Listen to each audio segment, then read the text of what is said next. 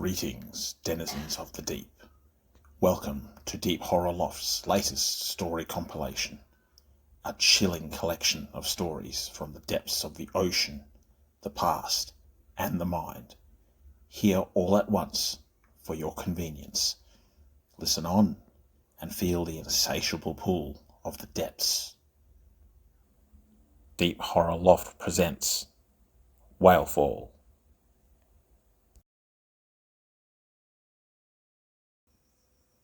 Never forget to listen to the ocean's music, Matthew.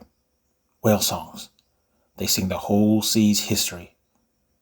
Grandpa's voice stayed with me as my bleary eyes opened. I wondered why I would choose to remember that now. I hear the haunting whale songs as I roll out of my cot and pad to the small sink. I stop and listen, identifying species automatically, the legacy of my studies and professions. The 50-foot research vessel 52 Blue rolls underneath me on the calm seas. Splashing water on my face, I move to the small porthole, marvelling at the black, featureless sea, illuminated by the full moon on the cloudless sky. I've been on the vessel for a year, my first research posting since graduating as a marine biologist. Cetaceans are my chosen field, more specifically, dead ones. I study whale falls, carcasses of whales that have sunk to the ocean floor at a depth greater than 1,000 metres in the bathyal or abyssal zones. This is different than shallower waters, where the whale is consumed by predators and scavengers quickly. In the deeper zones, however, the whale can take years or even decades to be stripped of all flesh and organs. What's more, these immense cetacean corpses can even generate a significant uptick in biodiversity, with entire ecosystems of deep-sea creatures springing up around the large mammals. Octopus, squid, lobster, hagfish, sea cucumbers, sharks, isopods, bristleworms. They're all present at these immense, ongoing banquets in the darkness of the depths. I shiver slightly as I grab a blanket from my cot to settle around my shoulders. I gaze at the ocean, trying to penetrate its depths with my weak human eyes. Yes, I study abyssal whale falls, along with many others since they were first documented by Navy bathyscaphe pilots in 1977, although indications of them were around for up to a century before that. And now, as I pull my blanket tighter, I imagine I can see this particular whale fall, 1,900 metres below the ship, still lying where it fell all those years ago. Tomorrow, we make a planned descent to see the carcass. An unmanned submersible be sent down to capture images and hopefully samples of organisms never before seen on the surface. The haunting whale songs reverberate again, reminding me that live whales can hold just as much fascination as dead ones. They seem melancholy, perpetually calling out for one another, as if mourning something long past. Grandpa's voice comes to me yet again, his gravelly, gritty voice drifting through my head. The whales sing of loss, Matthew. Too many have been taken. Too many are gone. I squeeze my eyes shut, immediately transported through the mists of time, where my 6-year-old self walked the pebbled beaches of my youth, with the indomitable form of my grandfather beside me. He was a man of the sea, growing up amongst men of the sea, never venturing far from its reach. He was a hard man, like leather, his mind unyielding against the ravages of time. He lived a life of struggle, each day battling the sea he loved so much. Still, when he talked to me on my yearly visits to his American home, his hard face cracked into a grin, and loving mirth sparkled in his dark eyes. Of course, being a man of the sea meant he could spin a yarn like no other, and my sparse memories of my visits with him were dominated by his harsh, salt-streaked voice, whispering fables and stories that dominated my whole mind. Now one particular story came to mind. It was one of the last tales he told me, before the racking cough and rattle in his lungs finally claimed him. I remember clearly, even now, because of his face. He wasn't even looking at me. He was looking out of the cottage window, out to the deep sea, as he spoke. Long ago, before you were born, before I was born, before the steamships and the sail ships and the tall ships, whales swam free in the sea. Their songs were long and happy, for they were content, the masters of the sea.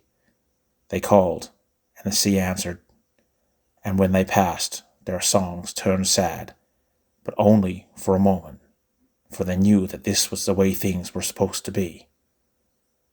Then the ships came, whaling ships, ships that hunted down the big beasts, that stuck them with harpoons and line, and pulled them to a stop. Ships that pulled them from the water and ended them. Ships that made the ocean run red. I remember it so well, the way Grandpa jerked slightly, as if remembering he was still in his chair, still telling me a story. I remember his apologetic smile, as if what he said had somehow upset me. Anyway, they say the whales' music changed after that. The happy melodies were gone. Now all they sang of was sorrow, sadness, for all those who the whalers took, mourning the whales that were thrown back after the whalers had their fill and came to rest on the ocean floor, and the sorrow never stopped. The whales sing of the whole sea's history, little limpet, and now the history is sad. I remember Grandpa staring into the fire for a long time after that. He seemed to be thinking. Of course, in my childish impatience, I rushed him, asking if that was the end of the story, and if there was any more before I had to go to bed. I remember his slow smile, his eyes sparkling as they did when he looked at me, and his voice replying in a whisper. Of course there is, little limpet. Of course, but are you old enough to hear it? Naturally, my protests were loud and indignant, and he raised his callous hands in mock defeat, muttering something about my mother being mad about last time. Still, he leaned forward. Then the mirth vanished from his gaze completely. Little limpet, whales sing of many things. They're gentle creatures, even though we hunted them. We fooled ourselves into thinking we needed things from them, and that we were more important than them. We aren't. The sea is above all, and the whales know it. Still, they never fought back. They simply mourned and sang their sad songs. I remember his eyes flashing in the fire, and his voice took on a sinister edge. At least, the living whales did. It wasn't grandfatherly theatrics this time, and even my 6-year-old mind understood this. Grandpa was speaking seriously, almost as if someone else was speaking through him. You see, the living whales sang their songs of sorrow, but after a while, something answered. Not a sad song, but a deep, powerful rumble. I heard old whalers speak of it when I was a boy, like a tree falling under their ship. A low sound that shook their bones and carried waves across the surface. Not music of sadness, but of rage. Grandpa was speaking faster now. It was like I wasn't in the room anymore. People say it was ice moving, or earthquakes, or any number of other things. But others, old whalers, mostly said it wasn't anything natural. No, they said it was the whales, not the live ones, but the whales they'd taken. Whales left to die on the seafloor, to soak in their fury, until it became too much to bear, and they screamed their anger at the sea, and the men who cursed them. And sometimes, just sometimes, we hear of ships going missing. Always ships travelling through the old whaling grounds, vanishing, not a trace left. We always laughed when we heard that. Even we didn't believe that hocus-pocus nonsense. But then, the songs would stop. He shook his head. At least, they did for a while. I don't remember much about what happened after Grandpa stopped. Some vague recollection about putting me to bed, then fighting with my mother the next morning. Still, the story stuck with me. So much that it led me to my passion and my studies, much to my mother's chagrin. I like to think Grandpa knew what I would do, what I would become, because now I'm closer to the whale songs than ever before. The whales continued their lamentations, and I shook my head, sweeping my grandpa's story from my mind. I knew I wouldn't be getting any more sleep, so I chucked on my clothes, lacing my boots. I quietly exited my cabin and made my way above deck. The brilliant stars and full moon greeted me as I stepped out into the cool night air. The watchman on duty was a short way away, propped up on a stool, staring into space. His head snapped around as he heard me coming, but relaxed when he recognised me, and gave me a little nod, touching a finger to the broad cap he wore. I returned it with a smile, knowing that reaction was probably all I would get out of him this early in the morning. I stepped past him, moving to the bow.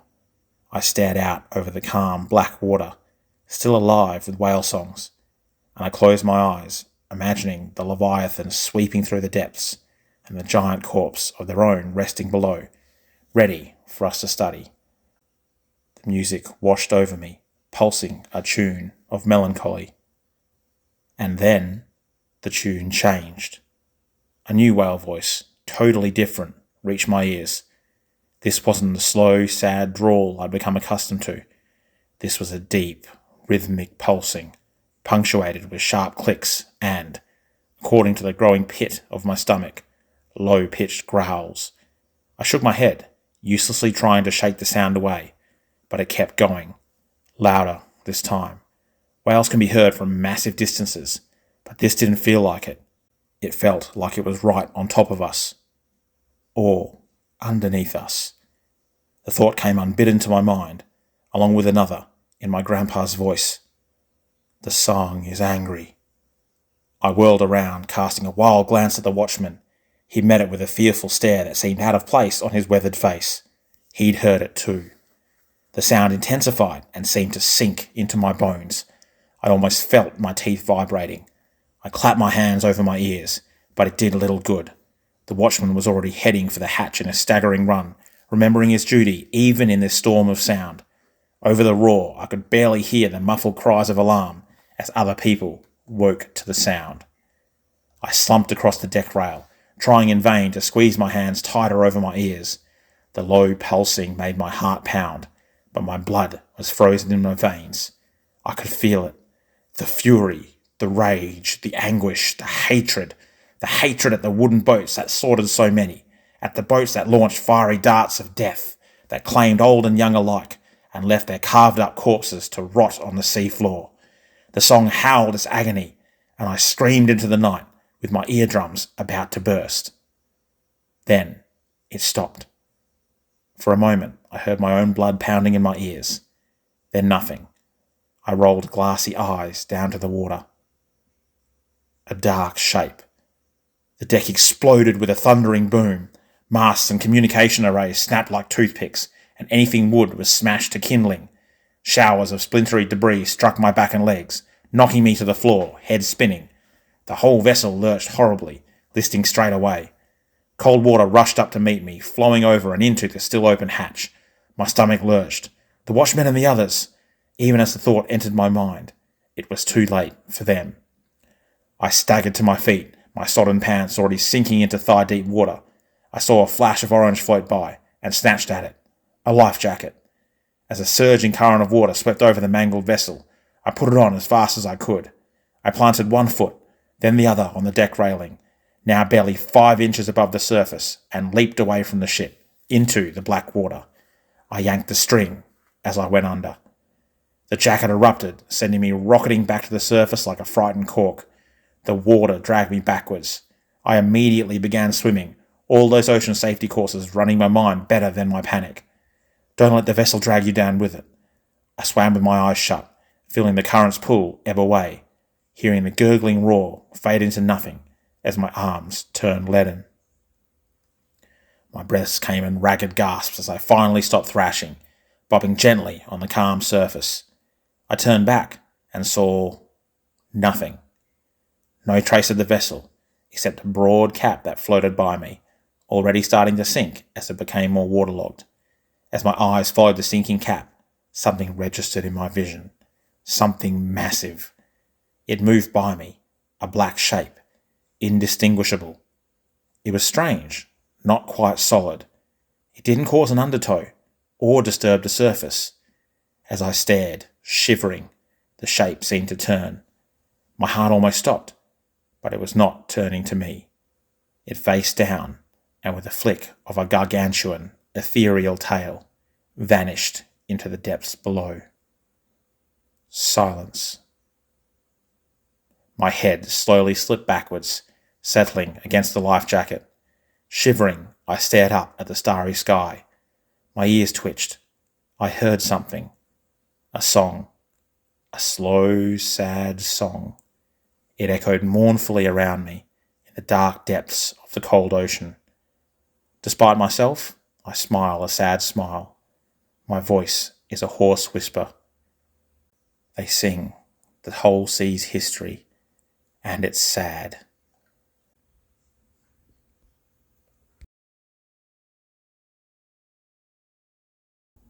Deep Horror LofT presents Songs from the Deep. Songs from the Deep. The small watercraft kicked out twin arcs of spray as it cut through the mid-morning air. The sun was 2 or 3 spans above the horizon and rising fast. The temperature, while still chilly, was starting to give way to the heat of the day. There was a small amount of wind and swell, which jostled the craft, causing it to bounce up and down as it flew through the water. A small craft, a salvager, at 20 feet long. It wasn't designed for deep-sea missions. However, its crew of 2 had their objectives. Locks stood at the bow, his green eyes fixed on the horizon. Tall and thin, his black hair was worn long and shaggy and tied back with a strip of whatever cloth he happened to be wearing at the moment. Today, it was a basic leather vest and shorts. His feet were bare, and salt flecked upon his tanned skin as his hands grasped the railing for dear life. "Greaser, any chance of slowing down?" he yelled over the splash of the water and the roar of the motor. "We're going to tip at this rate." "Oh, ye of little faith," came the deep, booming reply. "This tub's older than you. How do you think it got to be that way?" Locks looked over his shoulder, seeing a wide grin on his friend's face. A grin, it seemed, that never left. Greaser was a giant of a man, towering over even Locks, who stood 6 feet tall. Well into his middle years, he possessed a frame of solid muscle that was slowly running to fat. His shaved head glistened in the morning light, and Locks could tell that he had run his razor over it just this morning, an almost religious fixation that just had to be done without fail. That didn't extend to Greaser's beard, however, which hung almost to his chest, and whipped about as the boat continued its surge forward. It did little to hide the grin, though, as the big man waited for the retort that would surely come. "It got to be that way, without muckrabs like yourself pushing it until it falls apart." "Cheeky little minnow, the Mary's been around since before you were a glint of mischief in your daddy's eye, and it'll be here long after your own glints are gone." Locke sighed. The Proud Mary was the boat's name. Greaser claimed he had heard a song about it when drunk in a bar one time, and it stuck. Must have been a hell of a song for that name to stick, he thought ruefully. Still, he had to admit that Greaser poured his heart and soul into the old rust bucket. He worked on it so meticulously that his name, Greaser, had become permanent. Even he claimed he had forgotten his birth name, although that was said with that same stupid grin on his face. Locks was a dab hand at the tools himself. Seemed everyone had to be, since the flotilla's resources were dwindling again. In the couple of centuries since the Big Wash, the huge rising of the world seas, resources were becoming scarce. No fuel or the like, as people had predicted, but the materials themselves. The massive flotilla, a floating metropolis with old aircraft carriers at its heart, was literally rusting away, and a huge amount of different substances were needed. And with mining operations ceasing over 150 years ago due to the Singers, procuring those resources fell to the salvagers like the Proud Mary. While Greaser kept the boat going straight and running, Lox's expertise was different altogether. He was a bell ringer, and he had just seen something on the horizon. Lox called to his friend, "Spy sign, Grease, slow down." For once, Greaser's smile faded. He eased back on the throttle, and the Proud Mary responded smoothly. The hulking man stepped up beside Lox, squinting into the rising sun, which now silhouetted a series of tall, thin, metal structures emerging from the ocean, reaching up into the sky a few miles away. There were 5 or 6 of them, with differing heights, and a few were broken, leaning or hanging by a few rusting metal girders. As they idled towards the structures, Lox turned to Greaser. "What's the edict today?" The large man reached behind him and grabbed a small piece of paper. It was a wonder that in this watery world, paper had once again surpassed electronics as the preferred method of correspondence, a permanent transition that had occurred when Greaser was still in school. As he put it, nothing is truly waterproof, especially all those wires. Copper, plastic, and rubber, Greaser said, stroking his beard. Lots of rubber. Locke shook his head. Any copper down there not ruined will have been stripped clean by now. Those muckrabs had no business assigning us this sector. Greaser shrugged. Might still be plastic or rubber, and you know some of the flotilla main seals are on the verge of splitting. At this, Locke raised an eyebrow. If that were true, then rubber would soon become very valuable. The Mary slowed even more as the structures rose up in front of them. The swell did not move them, but groaning metallic creaks issued from them. The water around them was murky, a perpetual cloudiness brought on by what lay beneath. Locke strained his memory, trying to remember which city this had been once, but it escaped him. It didn't matter anyway.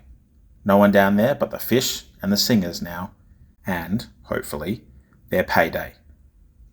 Who did this sector last? Locke asked. Sometimes you could tell a haul from who had already covered the area. Greaser's face fell slightly. The Thunderdome. Locke jerked slightly and turned back to the railing. They were beneath one of the metal spires now, its shadow thrown across them like a reminder of a bygone age. The Thunderdome belonged to Greaser's oldest friend, a loud, skinny fellow named Oren. They had been in the same bar when they came up with their ship's names, although Locke could never see the connection. No, Oren and Greaser were childhood friends, and enlisted in the salvage game together, and Oren and his crew were currently missing, during a mission to this sector. Singers? Locke asked. Greaser shrugged, a minute movement of his massive shoulders. That's what the report says. Locke cursed. Singers. It was amazing what weird nicknames people came up with, even for things that were now responsible for the disappearances and, let's face it, deaths of hundreds of thousands, perhaps even millions of people.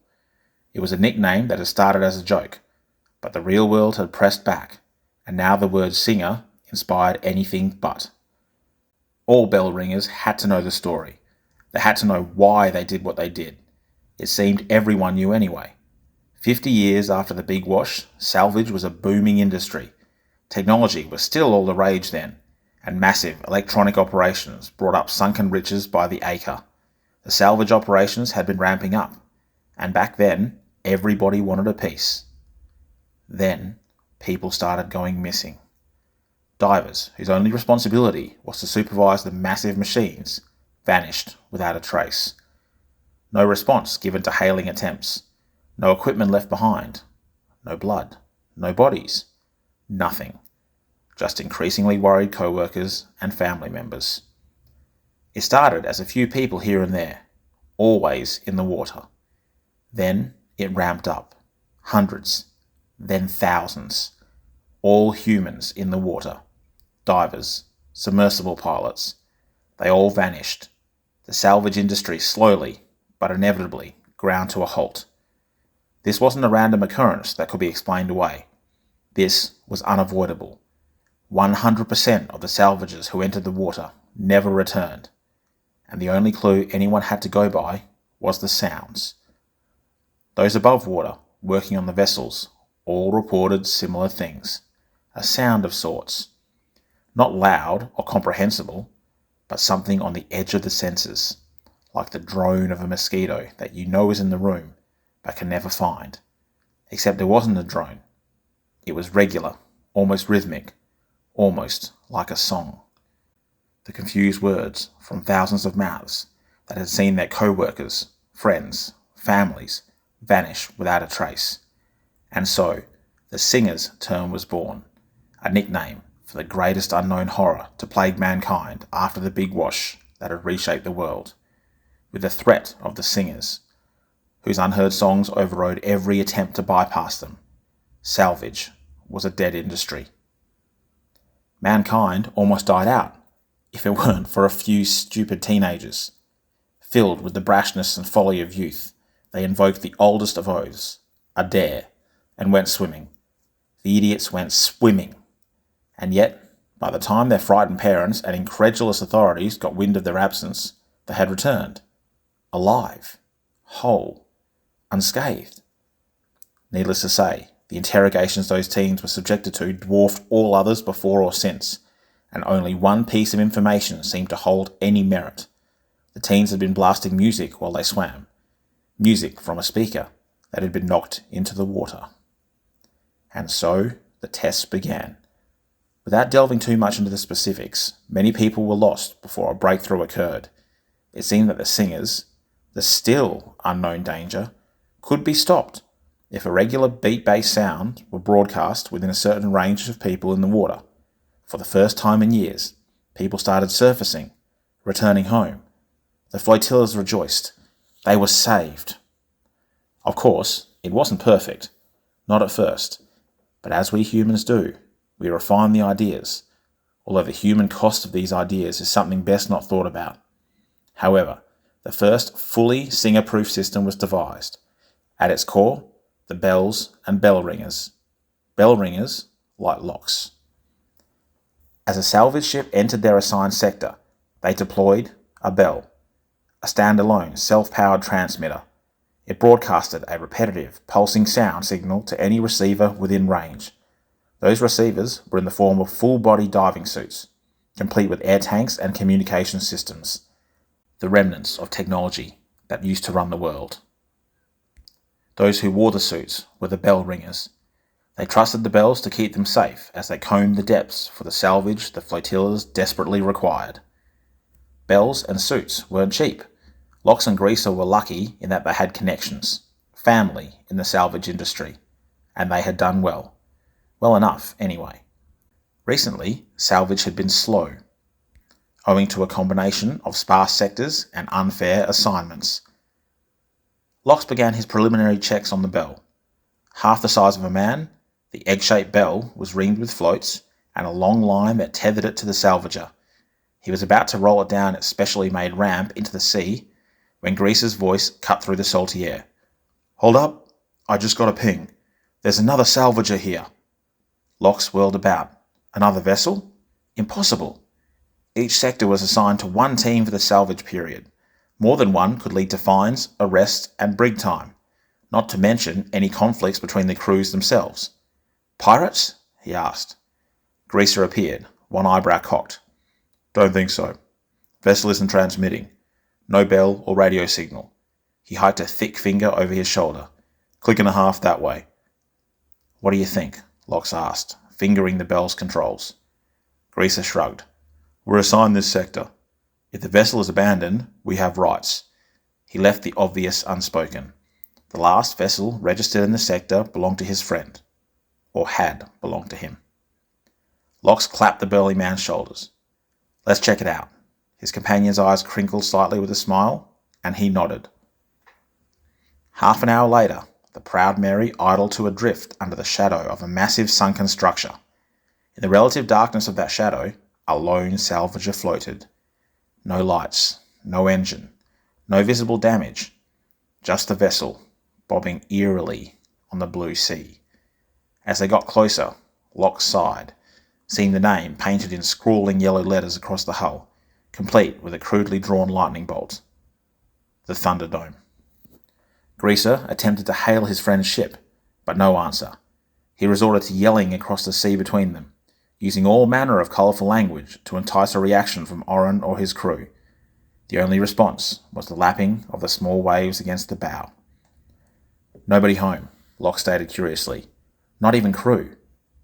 Even if the singers had claimed Oren, the bell ringer of the Thunderdome, the crew should have raised an alarm. The bell ringer was usually the only one to enter the water after all. Whatever the singers were, or did, they never affected those above the surface. So where were the rest of them? Greaser eased the Proud Mary up alongside the other vessel. While Lox tied off, the big man vaulted over the railing, landing with a thud upon the deck of the Thunderdome.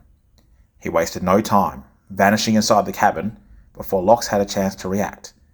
Seconds ticked past, turning into minutes. Lox began to feel uneasy. Just when he was about to board the boat himself, Greaser appeared, shaking his head. "Nothing. No signs of piracy or mechanical faults. No crew.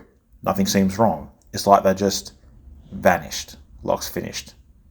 As Greaser moved from place to place, looking for any evidence as to the Thunderdome's crew's fate, he cocked his head. Hey, where's the bell? Greaser looked around. The Thunderdome's bell was not on board, but there was no sign of it in the surrounding waters. No line either. Broken off? A gust of wind played across Lox's face. His eyes narrowed. Hey, the wind picked up. Why aren't we drifting? True enough, the two salvages were not moving along. They stayed in the shadow of the rusting skyscraper. Greaser strode to the bow and checked the anchor. Still up. What the krebs going on? It was then that Lox spied the line. Tied off from the Thunderdome's stern, it was the corded, thick cable that was rated to hold a vessel's bell. But it wasn't drifting. It was rigid, disappearing at an angle off the stern, vanishing into the depths towards the underwater structure. Oh man, the bell must have gotten jammed in the scraper.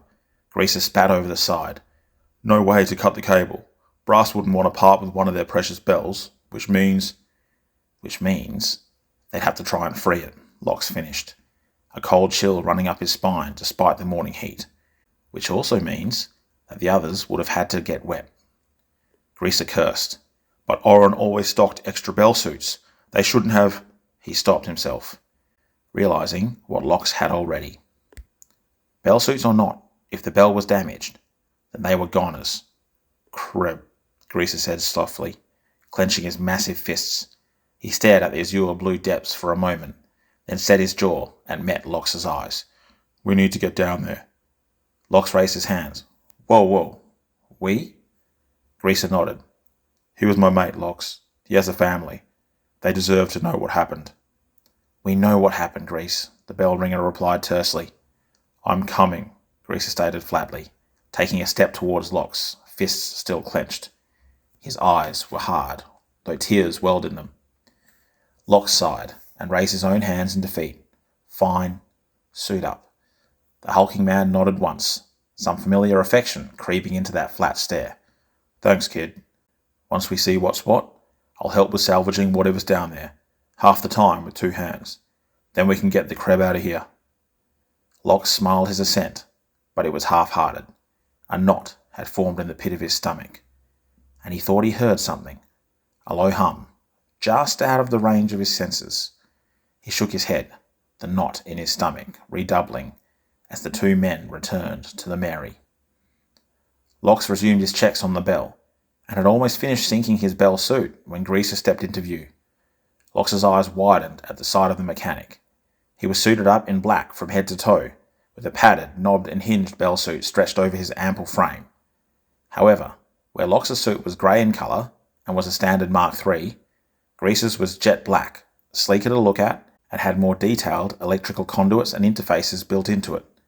The suit's helmet, carried under one muscular arm, was angular and offered a greater field of vision in the visor than Lox's own rounded one. A Mark IV? Where in the depths did you get that? I know a guy, Greaser waved a hand dismissively. Got a good deal, pre-release.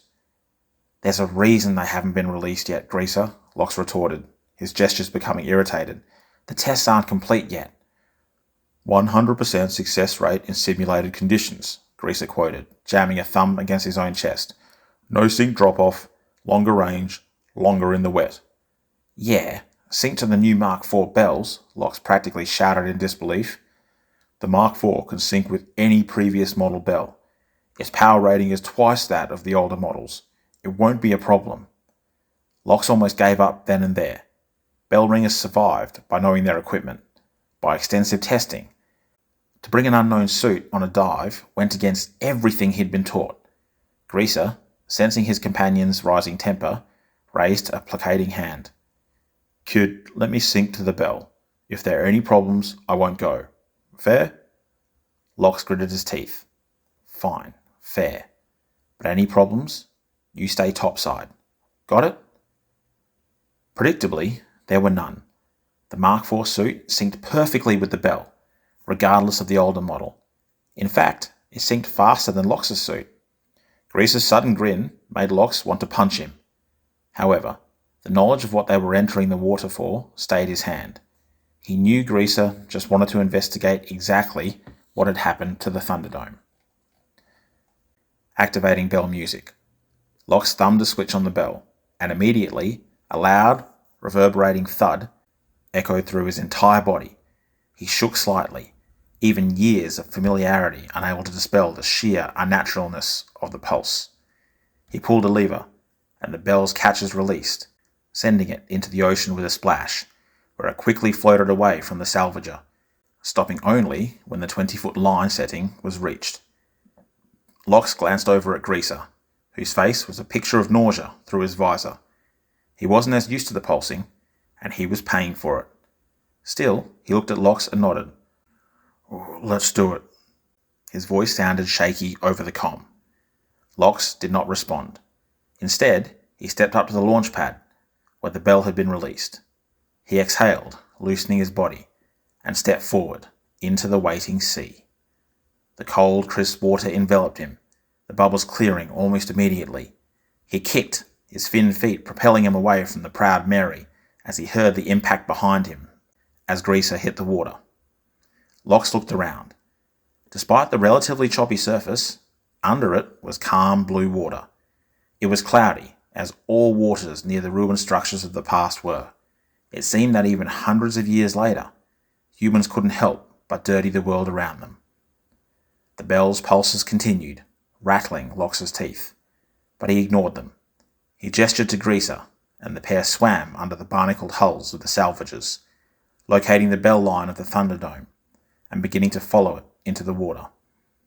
As he moved deeper, visibility became worse and worse, until even the sunlight seemed to leach out of the water around them. Greaser followed, flicking on his suit lights, so that they would illuminate anything in front of Lox without blinding him. Lox noticed, with some irritation, that Greaser's lights were brighter than his own. They kept following the line. Lox jerked slightly as the massive, rusting metal of the long-dead superstructure appeared out of the cloudy water. He paused, mentally scanning the area for possible salvage points. He was here for that, after all. Something nagged at him, but he brushed it away, focusing on the tasks at hand. The line kept dipping downwards, and they followed. The only sound was the steady, rhythmic pulse of the bell. "What the?" Lox uttered the first words in well over 5 minutes as he suddenly emerged into clear water. Greaser bumped into him as Lox snapped on his own lights. The beams played off the metal scrap skyscrapers around them, seeing them in perfect detail hundreds of feet away. This shouldn't be happening, Lox's brain thought. Water was always cloudy around the sunken cities, especially in this sector, where the metallic decay was extreme. Now he beheld the great metal tombstones marking a bygone age, and the knot in his stomach swelled tight. The bell pulses continued, but now they seemed to be competing with something. Something close? "Here!" Greaser's voice ripped through his thoughts. Lox whirled, seeing his friend had followed the line to its end, amidst a tangle of rusted steel girders. In that tangle sat the Thunderdome's bell, jammed between multiple beams, one of which had bent so far it had snapped, its ruined end buried in the bell's midsection. "There's our answer." Lox's voice was a whisper. The bell must have collided with the rusted building and tangled, pulling until this had happened, breaking it beyond repair. Lox shuddered. The bell had been broken on release, forcing the crew to try and retrieve it to get free. Lox saw Greaser's head hang within his visor. He knew it too. Oren never had a chance. Lox put a hand on his friend's shoulder, not knowing what to say. Their own bell's pulse shattered their grief. Lox looked around and shivered once again. The new, crystal-clear visibility at this depth unnerved him. Something isn't right, he thought, staring past the ruined structures, into the fathomless waters beyond, towards the strange thoughts that began to manifest at the back of his head. "Lox! Lox!" Greaser's voice startled him. He turned back, flashing a thumbs up at his friend. Greaser returned the sign, and his deep voice sounded over the pulsing. "We've seen what we needed to. Let's get to work." All right, Lox replied, activating sensors. The suit's sensor on his wrist fired up, pinging softly as it began to search. He moved past Greaser towards the tangled pile of steel that held the damaged bell, ready to analyze. Their own bell pulsed rhythmically from above, offering the comfort of security. Lox heard Greaser activate his own sensor, which pinged once. Then, a horrible burst of static shot through his earpiece. He yelled in pain and doubled over, futilely attempting to clap his hands over his ears, succumbing to instinct, even this far underwater. The static cut off, leaving silence. Lox looked back, seeing Greaser, similarly affected, hanging silently in the water. Silently. Lox's spine heaved as a wave of chills ran up it. Silence. The regular pulses were gone. Their bell had stopped. Mark IV sensors. It came to Lox in a flurry of horrible understanding. Mark IV suits could sync with older models, but had more power. When Greaser had activated his sensors, he had overloaded the bell, which was synced to him in turn. Overloaded and crashed it. A small droning sound sparked into being at the periphery of Lox's hearing. His stomach was no longer knotted. It had sunk to the pits. Uncontrollable shuddering broke out across his limbs as the full sinister weight of what was happening settled upon him. He could only croak a single word. Surface. Both Lox and Greaser immediately started thrashing, kicking their fins for all it was worth. Technique was gone, replaced by dread and panic. The droning hum that migrated from the edge of his senses slowly became more audible. The buzzing in his ears echoed the thumping of his heart. Lox didn't slow. He kept powering on, seeing the cloudy water layer a short ways above him, his fear-addled mind foolishly seeing it as a finish line, a barrier that could be crossed to safety. Lox opened his mouth to shout to Greaser, to tell him they'd almost made it, but he suddenly became aware that he was alone in the water. As the droning hum continued its slow creep to the front of his skull, he risked a look back. His eyes widened.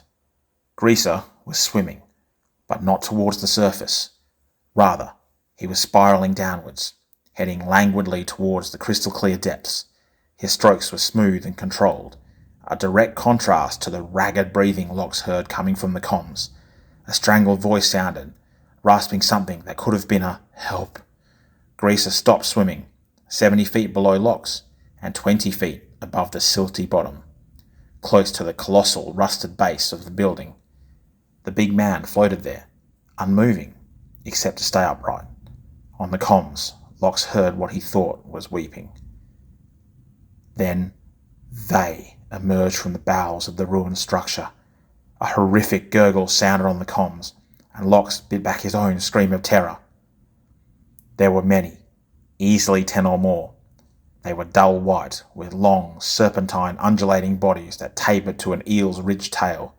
However, the length of their bodies were covered in row upon row of thrashing, skittering legs, jointed and insectile, and kicking in waves, propelling them slowly forward. There was not beauty to their movements. They were ungainly, skittering, spider-like, edging slowly forward with no visible evidence of possible additional speed. There was nothing graceful or natural about them. They were just wrong, as if their very existence was an affront to the world itself.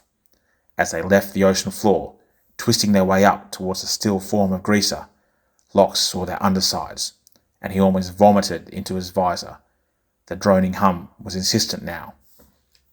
They had another, smaller set of legs, razor-sharp, almost fangs, that twisted and twitched along the entire length of their bodies. They quivered and snatched at the water, endlessly anticipating their next meal. Two spindly, finned limbs emerged from the top third, waving spasmodically in the water, tipped with sharp ridges. However, it was the heads at the tip of those bodies that chilled Lox's blood, eerily human-like, swept back with a soft brow and milky, staring eyes. And those eyes were fixed upon Greaser. The droning hum pounded in Lox's temples as he beheld the nightmarish monstrosities close in on the floating form of his friend. There was no strike, No visible change in the monster's demeanour. One moment they were skittering towards Greaser. The next, they had him, swarming boorishly over him, turning him this way and that, clamping their jointed legs and spindly fins on him. He did not scream or move, or resist in any way. There was only the ragged, sobbing gasp that ripped over the comms, penetrating Lox's head like a blade of anguish. A grey, inky substance issued from one creature's finned arms, then another's, and another's. The deft manipulation of Greaser's limp but still moving body slowed, as the substance was smeared all over him. It hardened quickly, cocooning the human's body in an unyielding, biological coffin. A single arm protruded from the grey mess. Lox thought he saw fingers twitching. Two of them grasped the ends of the bundle and began hauling it down towards the cavernous opening of the rusted skyscraper. The rest of the creatures turned towards him, gazing up at him with cloudy, sinister eyes. The droning hum was almost unbearable. Lox shut his mind to the weak, sobbing sounds over the comm, and screamed internally as the monstrosities began their slow, laborious journey towards him. "I'm sorry," Lox pleaded, as he shut off the comm and began to swim towards the monsters. Lox's heart seized, his eyes widening as he kicked his fins lazily, his arms pulling the surface as he moved deeper towards the oncoming creatures. Lox's mind railed and screamed, trying incessantly to reach his limbs and body, but he continued his slow descent. He tried everything, moving his arms, his legs, even the lids of his eyes. He only succeeded in minor twitches. His body was no longer his own. The droning hum was everywhere now. Singers. The thought came unbidden as he realized too late the drone's purpose. It had been there all along. It had nestled in his mind, waiting to strike the moment the bell stopped. It had taken his body and made him come to them. These monsters, who could not move fast enough to catch, who instead used their song to draw prey to them, like the sirens of old, only much more horrifying. These monsters who had taken countless, fathomless numbers of people over the years, who had claimed legions with their song. A strangled sob escaped Lox's lips as his body stopped swimming, floating loosely in the water. They were in front of him now, edging closer, reaching out to him, droning their song, and their milky, soulless eyes stared into his, reaching to claim him like all the others. A burst of static cut through the drone like a knife. The monsters screeched an unholy, inhuman sound and twisted upon themselves, thrashing wildly in the water. A pulsing beat sounded, and again. It washed over Lox, rattling his teeth. He raised a hand to his head, futilely trying to block an ear. Raised a hand. Clarity flooded Lox's fractured mind. The bell was working again. It must have rebooted and resynced. He stole a look down. The nightmarish creatures were in full panic mode now, undulating and thrashing towards their lair, dragging the still twitching Greaser's cocoon with them. Lox wasted no time. He turned and swam for his life, his fins whipping the water as he exploded up into the layer of cloudiness above. He said a quick prayer for Greaser as he went. Guilt gnawed at him, but it paled in comparison to the sheer panic and want to survive. Lox clawed his way to the surface, the screeches of the singers still audible over the bell's pulses. He did not stop until he reached the surface, thrashing to the Proud Mary and yanking himself up onto its deck. He still did not stop. Without stripping his suit, without even retrieving the bell, he fired up the engines, cut the lines from the Thunderdome, and powered away from the sector as fast as the Mary could go, trailing the skipping, pulsing bell behind him. It was a full half an hour later that reason finally won out over insanity, and Lox slowed the salvager. It was a miracle that the bell line had not fouled the prop, and he retrieved it carefully. He did all the checks and stripped off his suit, ensuring it was working, maintained, cleaned, and stored. The bell and suit held more importance for him now than they ever had, now that he knew what was down there. Then, and only then, did the full weight of what had occurred hit him. Lox collapsed on the deck, sobbing uncontrollably, and dry heaving as waves of panic and guilt showered him. He moved his fingers, remembering the feeling of being a prisoner in his own body, and how close he had become to being yet another meaningless footnote in the flotilla's history. But now he knew the terrible secret. He knew what waited down there in the depths of the ruined world. He knew of the monsters that crawled through the deep. He could hear them, that droning hum on the edge of his senses. Their song was always there, and it would haunt him forever.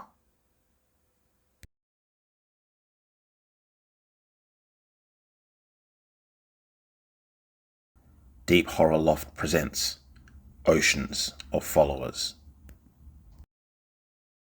Mitchell paced the bedroom, his impatience mounting with each passing second. He glanced at his watch, then towards the living room. "Keely," he called out, his voice tinged with frustration. "You almost ready?" No response came. He sighed, deciding to go check on her. Exiting the bedroom after his own preparations, he found Keely still in her pajamas, sprawled on the couch, utterly absorbed in her phone. As usual. "Keely, come on," Mitchell urged, lacing up his running shoes. "We talked about going for a run this morning." Keely barely acknowledged him, her eyes glued to the screen. "Just a minute," she muttered, her voice distant. Mitchell's irritation grew. He tried again, more forcefully this time. "We've got to go. You've been on that thing for hours." But Keely just waved him off. "I'm watching Jacinta's latest live stream," she said, as if that explained everything. Mitchell rolled his eyes. Jacinta. Always Jacinta. It seemed like she'd become Keely's virtual best friend, her constant companion in a world where real connections seemed to be fading away. He sighed inwardly, reminding himself that despite this one flaw, Keely was perfect for him. They shared a love for fitness, adventure, and the outdoors. But her obsession with social media, particularly with influencers like Jacinta, grated on his nerves. He could deal with the taking photos of every single part of their lives, but sitting on your phone for hours on edge, it just wasn't him. Jacinta, with her flawless looks and glamorous lifestyle, seemed to embody everything shallow about social media culture. Mitchell couldn't understand what Keely found so captivating about her constant stream of vapid advice and staged adventures from her $1 million yacht she had possessed even when she was coming up with nothing to her name. It seemed the mantra, live, laugh, love, that she and other influencers peddled to their followers came with the unneeded suffix, while watching us. As Keely continued to ignore him, Mitchell's patience wore thin. He glanced at her phone screen, feeling a surge of annoyance at the sight of Jacinta's familiar face. Her voice, slightly nasal and irritating to him, filled the room, drowning out Mitchell's attempts to reason with Keely. Frustrated, he headed for the door, resigned to the fact that he couldn't compete with Jacinta's virtual presence. But before he could grasp a handle, a piercing scream cut through the air. He whirled round to see Keely, her eyes wide with horror, still clutching her phone. Rushing back to her side, he looked over her shoulder at the screen. All he could see was blue water, the surface seemingly high above the camera. Then, two shapely, frantically kicking legs lashed by the screen, as the blue became darker and darker, slowly turning to black. Mitchell's heart sank as he realised what he was seeing. He was watching Jacinta sinking, Jacinta drowning. A chill ran down Mitchell's spine as he watched in disbelief, unable to tear his eyes away from the unfolding horror. Keely's grip on her phone tightened, her knuckles turning white as she stared, transfixed by the screen. "Don't look," Mitchell murmured, his mind racing with panicked thoughts. But it was too late. The live stream abruptly cut off, leaving them both staring at the blank screen. For a moment, neither of them moved, the silence broken only by the sound of their racing hearts. Then slowly, the reality of what they had witnessed began to sink in. The news anchor's carefully sculpted voice blared over the TV. "Popular influencer Jacinta Svensson tragically lost her life this morning after being pulled from a yacht by a stray anchor line. The incident, which was witnessed by her millions of followers who were watching her live stream at the time, has shocked the online community." A full-screen backdrop of Jacinta's beautiful features cut to a heavily edited version of the live stream. The anchor droned on, A memorial for Jacinta is scheduled for tomorrow, with her social media accounts being put on indefinite hiatus as a mark of respect. Mitchell clicked off the TV, shaking his head at the tragedy. He didn't know Jacinta, or even like her, but it weirdly seemed like he'd lost someone important to him. He supposed she was a big part of Keely's life, and by extension his, even though the influencer undoubtedly had no idea they'd even existed. He headed to the bedroom to check on Keely. He found her curled up on the bed, scrolling absently through that bloody phone. He felt a stab of anger. Even a supposed tragedy had not lessened social media's grip on Keely. Mitchell took a calming breath. No time to get angry with her, when she was clearly upset. He suggested maybe she take a shower and they could watch a movie together. Keely nodded absently and said she'd be there in 15 minutes. Mitchell sighed and said he'd be in the living room. 15 minutes passed, then half an hour. Mitchell got angry with Keely's absence and started to yell after her, but decided against it. Instead, he watched the movie himself. When it had finished, he got up and headed to the bedroom. Keely was still on the bed, facing away from him. He started to berate Keely for missing the movie and her fixation on her phone. But then he noticed something. Keely was not moving, and the bed was soaked through. Carpet squelched under him as he rushed to the bedside. He grabbed Keely's shoulders and yanked her around to face him. Her face was drawn and pale, her eyes open wide and unstaring. He screamed her name and clutched her tight. Water ran in a torrent from her mouth, and her long brunette hair hung limp, wet and bedraggled. Mitchell kept screaming, uncaring of his now soaked clothes as he clutched the sodden corpse of his girlfriend to him. A light caught the corner of his eye, and he sobbed as he turned towards it. Keely's phone lay upright on the bed, the screen still on the last thing Keely had been looking at. Mitchell saw it was Jacinta's page, and on it there was a peculiar post. A picture that was nothing but blackness, and the words, "Still here. #DeepSeaJoss." Mitchell's screaming renewed. Now on breaking news, mysterious wave of home deaths stuns nations. A series of unexplained home deaths has gripped multiple nations, leaving authorities baffled and communities on edge. Reports have flooded in of individuals being found drowned in their own homes, despite being nowhere near any water sources. There seems to be no discernible pattern or connections to these drownings, save one: the victim's connection to the now defunct social media account of recently deceased influencer Jacinta Svensson. Authorities are scrambling for answers as they attempt to unravel the mystery behind these perplexing deaths. The hashtag #DeepSeaJoss has begun rapidly circulating social media. While the exact nature of this connection remains unclear, speculation and fear have spread rapidly throughout affected communities. Authorities are urging the public to exercise caution and to refrain from engaging with any content related to the hashtag #DeepSeaJoss or Jacinta Svensson's social media accounts until further information can be gathered. More at 11. In thousands of homes across the world, thousands of cynics scoffed and reached for their phones, eager to try out this new trend for themselves.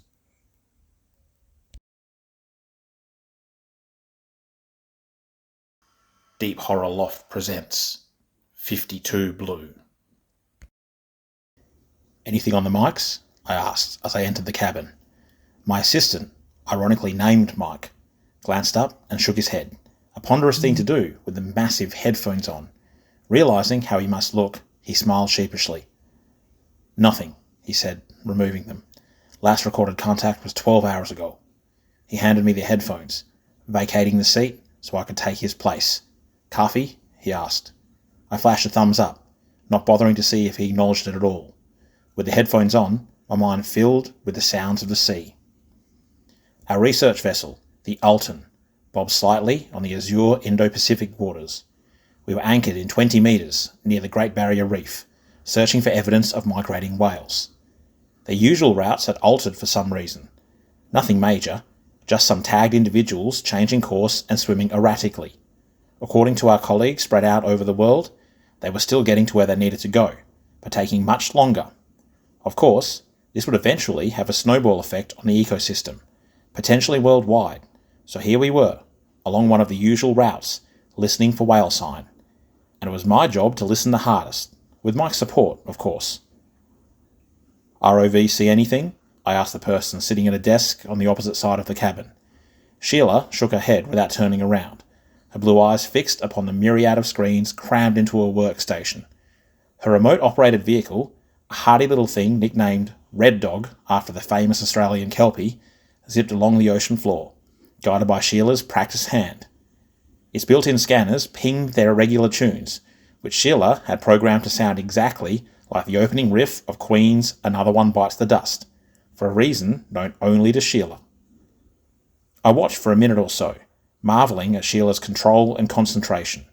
The quiet, demure engineer nursed Red Dog like a baby, and as well she should, because she was the one who had made it. Anyone who touched the little ROV without permission was given a first-hand lesson on the importance of ownership, as well as the possibility of a Hall of Fame tongue-lashing. I smiled, remembering her last outburst. It had been so explicit. Still, Sheila's love for the ROV did not explain why I was out in the water now, especially with no whale sign on my soundboards. I asked as much. This time, she did turn around, fixing me with a stare that could only be called exasperated. New navigation program. Updated with reef's topography. I'm testing it. I raised an eyebrow. By her tone, she'd already had to explain that a bunch of times, and I think I knew who to.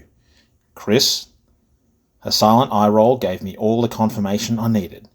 Professor Chris Spinks was in charge of our research vessel, and a world-renowned marine biologist, especially with fieldwork. But he was also a grade A arsehole who made it his business getting in your business, especially when he had the hots for you. Unfortunately for her, Sheila was in that particular set of crosshairs. I cringed. Sorry. She waved a hand. Not your fault. Then she leaned forward. Hey, look at this. I stood, quickly checking my equipment. Still nothing. And rose from my seat, stretching as I made my way over to Sheila's station. She pointed at her central screen, a camera image from Red Dog's underbelly. The bottom was sandy here, a barren patch between the colourful reefs. A flat, dark shape zipped over the sand, clearly trying to get away from the strange metal creature. Stingray. Neat, I said dutifully, wondering why Sheila had called me over for something we'd seen thousands of times before. Nope, wrong, Sheila scoffed, hand still on the controls. Check this out.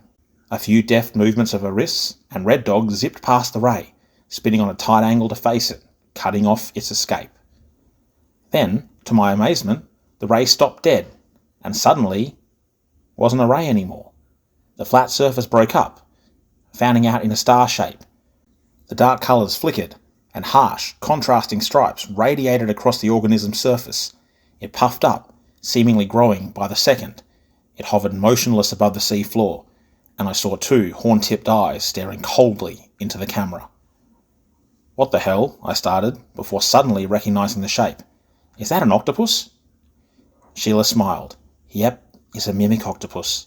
Not overly big, about 60 centimetres across, but unique. It mimics things. I get it. I cut her off, grinning. She glanced back over her shoulder at that, and I could tell that if she weren't piloting Red Dog, she would have slapped me upside the head. I grinned even wider. Yes, smartass, it mimics things. But not just one thing. They have a whole range. Flatfish, rays, sea snakes, jellyfish. She gestured at the screen, as the octopus stuck its arms out straight, becoming even more brightly coloured. Lionfish? And why would they do that? I asked, now genuinely interested. Sheila actually laughed at that. Oh, come on. Mr. Whale Recorder, just because you study animals too big to eat doesn't mean you can't realise why these things do it.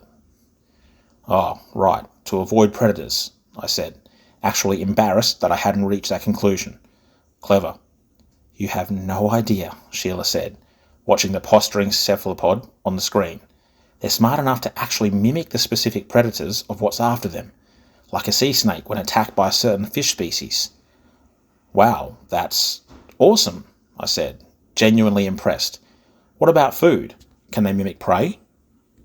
It's never been recorded, Sheila said, backing down the ROV.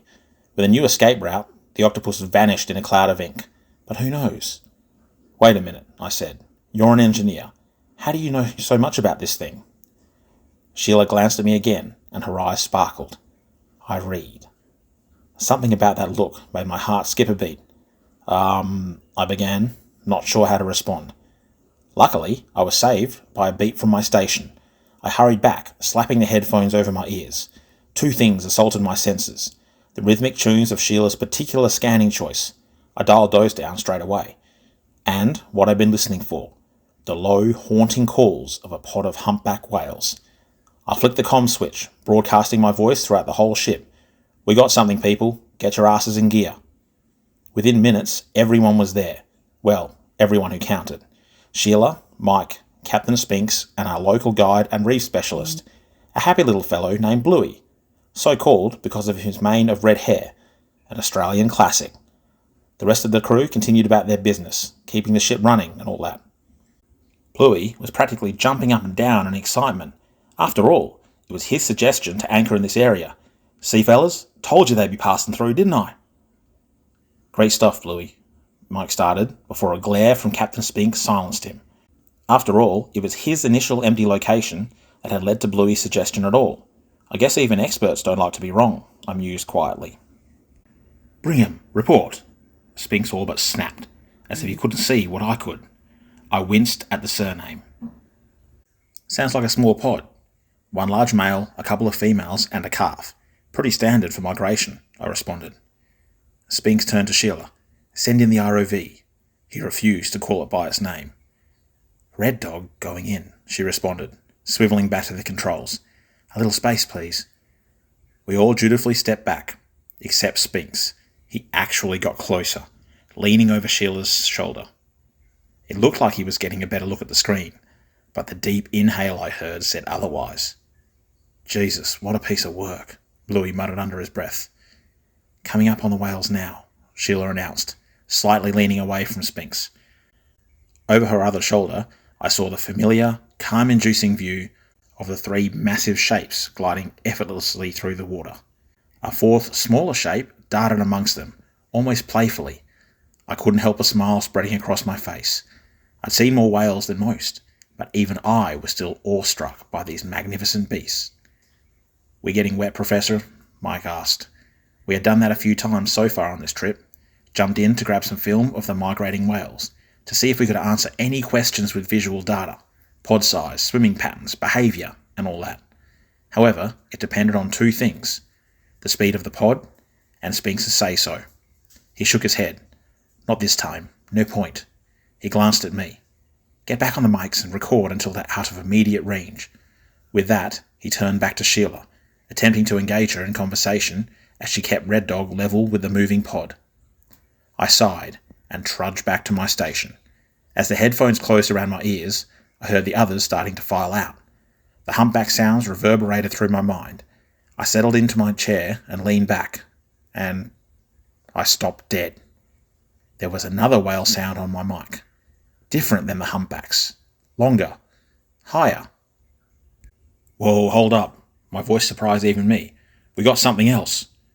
Without waiting to see if they'd heard me, I ripped the headphones away, punching a few buttons. My speakers beeped to life, flooding the cabin in whale song. The haunting deep notes of the humpback sounded melodically, but the new sound was there too, a higher, monotonous drone that seemed almost out of place. What the bloody hell is that? Bluey asked, shouldering his way back into the room. You tell me, Mr. Local, I replied, gesturing to the speakers. Never heard anything like that before, mate, Bluey said quietly, his eyes fixed on my equipment as if trying to see the whale making the sound. Sounds different than the others, Sheila commented. A different species. Blue whales? Sperm whales? Professor Spinks scoffed, while Mike shook his head. Doesn't sound like it. Too different. Too high frequency. He smiled at Sheila, knowing she was the only one in the room who wasn't a whale nut like we were. Okay then, so what is it? It was my turn to shake my head. I have no idea. Bring 'em, Spinks barked. Measure the frequency of the call. Taken aback by his abruptness, I nevertheless did what he said. I punched a few keys and brought it up on my screen. A few jagged lines appeared, the lower frequency humpbacks marked in blue, with the high frequency call of an unknown in red. I saw the number appear, with the humpback's hertz frequency hovering around the low 20s. However, when I saw the other number, I froze in disbelief. It's between 50 and 52 hertz, Mike muttered in astonishment. Is that? It most certainly looks or sounds like it, Spinks said, grinning. The 52 hertz whale, commonly referred to as 52 blue. 52 blue was a slang term given to a one-of-a-kind whale call that has been detected for over 30 years. Set at a higher frequency than other migratory whales, it's been recorded frequently in the Pacific, apparently following its own migration route. However, that whale has never been sighted, and for a long time remained the only one of its kind ever detected. This had caused it to be referred to as the loneliest animal in the world. A second signal was detected recently, but still no sightings. There are many theories as to what kind of whale 52 blue is, from a hybrid blue and fin whale to a new species entirely. However, the mystery endures even to this day. All of this was relayed to an incredulous Sheila as we crowded around the sound station. I attempted to amplify and triangulate the location of the sound, but the very nature of whale song prevents me from doing so. All I can say is it's coming from the east, I told the professor, who shook his head. This is unprecedented. The 52 hertz whale has never been detected this far west before. We have to find it. His eyes fixed on me, and I mentally prepared myself for a barrage of orders.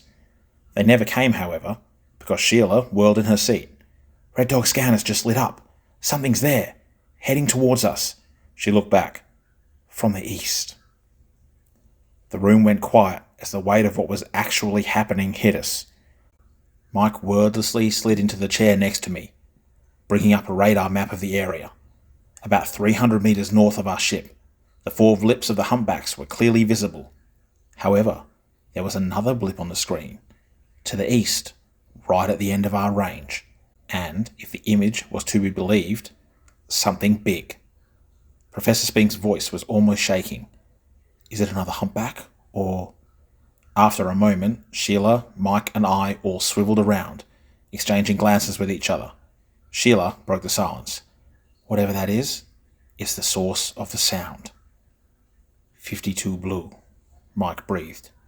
It's coming towards us, I finished. We all looked at each other in wonder. 52 blue had never been conclusively sighted, let alone filmed. A slow grin spread across the professor's face. Change of plan. Let's get wet. Mike and Bluey were left behind, much to their annoyance. Despite their harsh words, I could see the wisdom in Spink's decision. Bluey was our guide, and needed to be on the ship to handle his crew. Mike was needed at the scanners, both visual and auditory. Sheila was able to control Red Dog from a HUD mounted on her forearm, but the consoles on the ship was where the data went. As for the auditory data, I simply outranked Mike. Still, while I agreed with the professor's decision, he didn't need to say it with quite so much glee. It didn't take long for Spinks, Sheila, and myself to suit up. Wetsuits, face masks, fins, and a small oxygen bottle each, along with Sheila's connection to Red Dog, high-definition cameras, and as much digital memory as we could carry.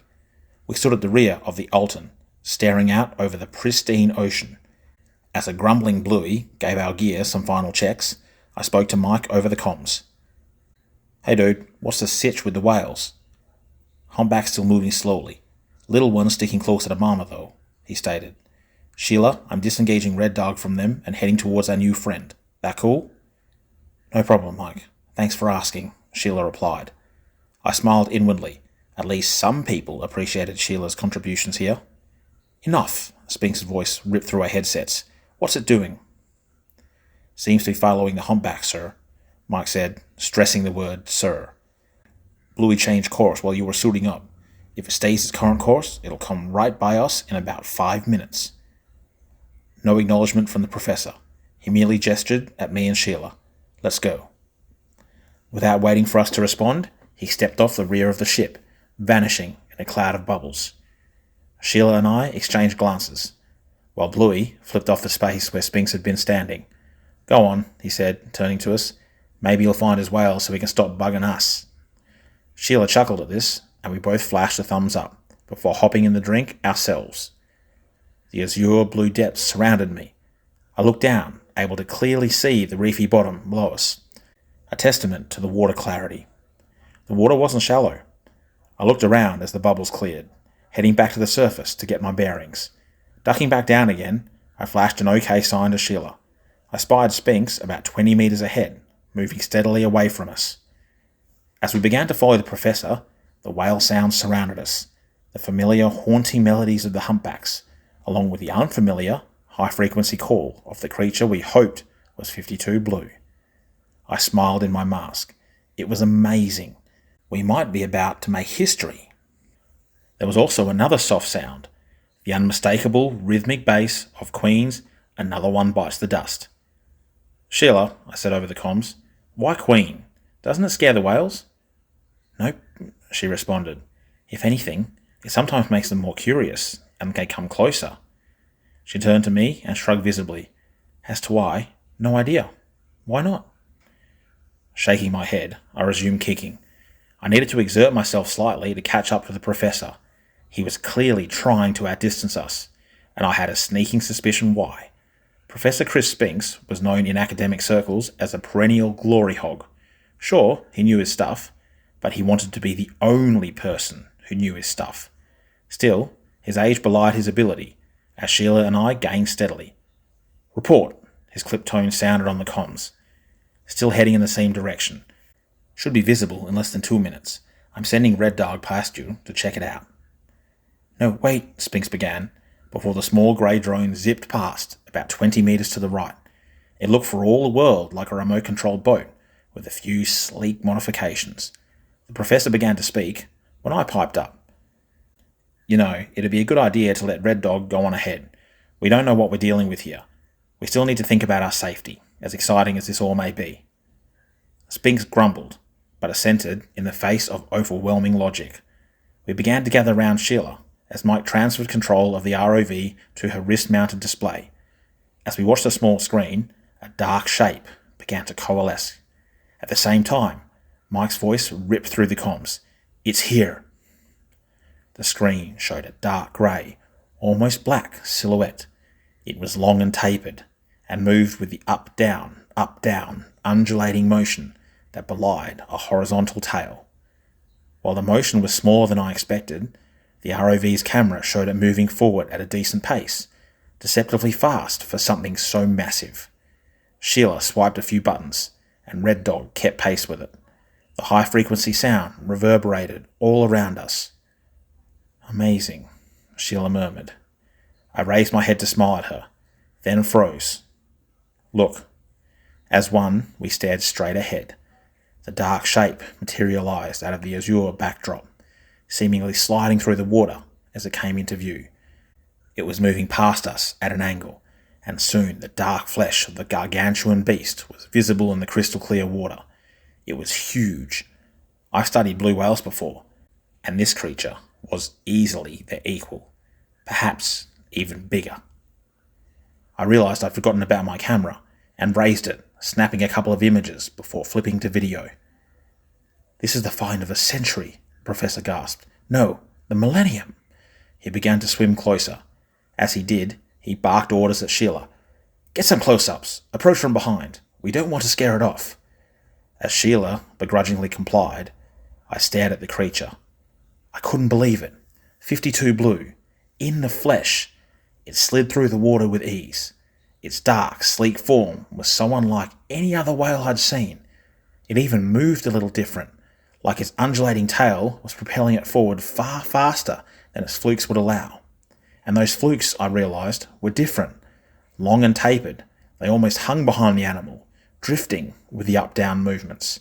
I frowned. It's almost as if the tail wasn't moving at all. Then the sound stopped. 52 Blue seemed to shiver, almost ripple. There was a crisp, sharp, cracking sound. Moments later, our heads exploded with a burst of static. Mike's voice ripped through my head. "Red Dog just went dark." I whirled around in the water to face Sheila. She was tapping furiously at the display on her forearm, but it showed nothing but blackness. She looked up at me, confusion and budding apprehension on her face, visible even through her mask. Before she could speak, a horrible grinding and crunching reverberated through the water. It stopped as soon as it began. As one, we turned back to the massive form of 52 Blue.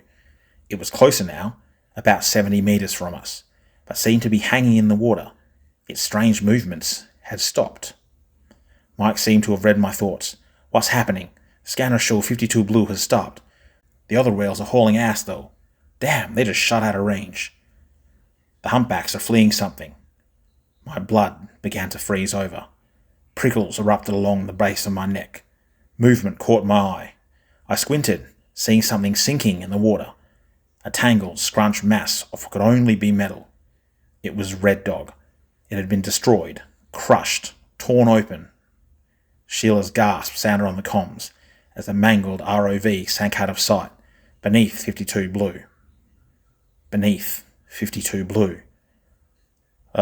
Professor, I said quietly, I think we need to leave now. "A few more photos first," Spinks scoffed. "You can salvage later." He went to move closer, brushing off my arm as I tried to stop him. "Mike, what's it doing now?" Sheila asked. After a moment, Mike's voice responded. "Nothing, just hanging there." "Something's not right," I murmured. Sheila glanced at me, and our eyes locked. She'd felt it too. I glanced back at the boat, about 100 metres behind us, before turning back. I pointed at the prone form of the massive whale. Its flukes are too small to propel it at the speeds we saw.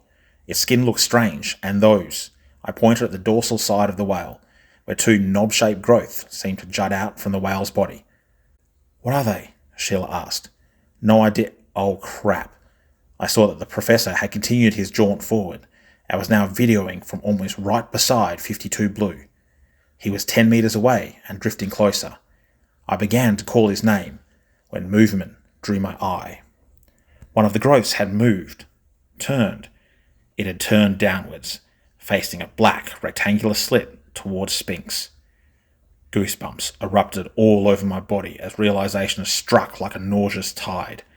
It wasn't a growth at all. It was an eye. It happened fast, too fast to react. A bullwhip crack as if something streaked out from 52 Blue. The static of the comms ripped into my ears. A half yell, cut off quickly. Then silence. Silence, except for a muffled keening sound. "What was?" Sheila began to say, before trailing off. The dark body was warping, undulating. A bulge was forming from the rear end of the whale and began to slowly ascend. The entire 52 Blue then changed. A coloured ripple went through the entire body mass, and I got the impression of stripes.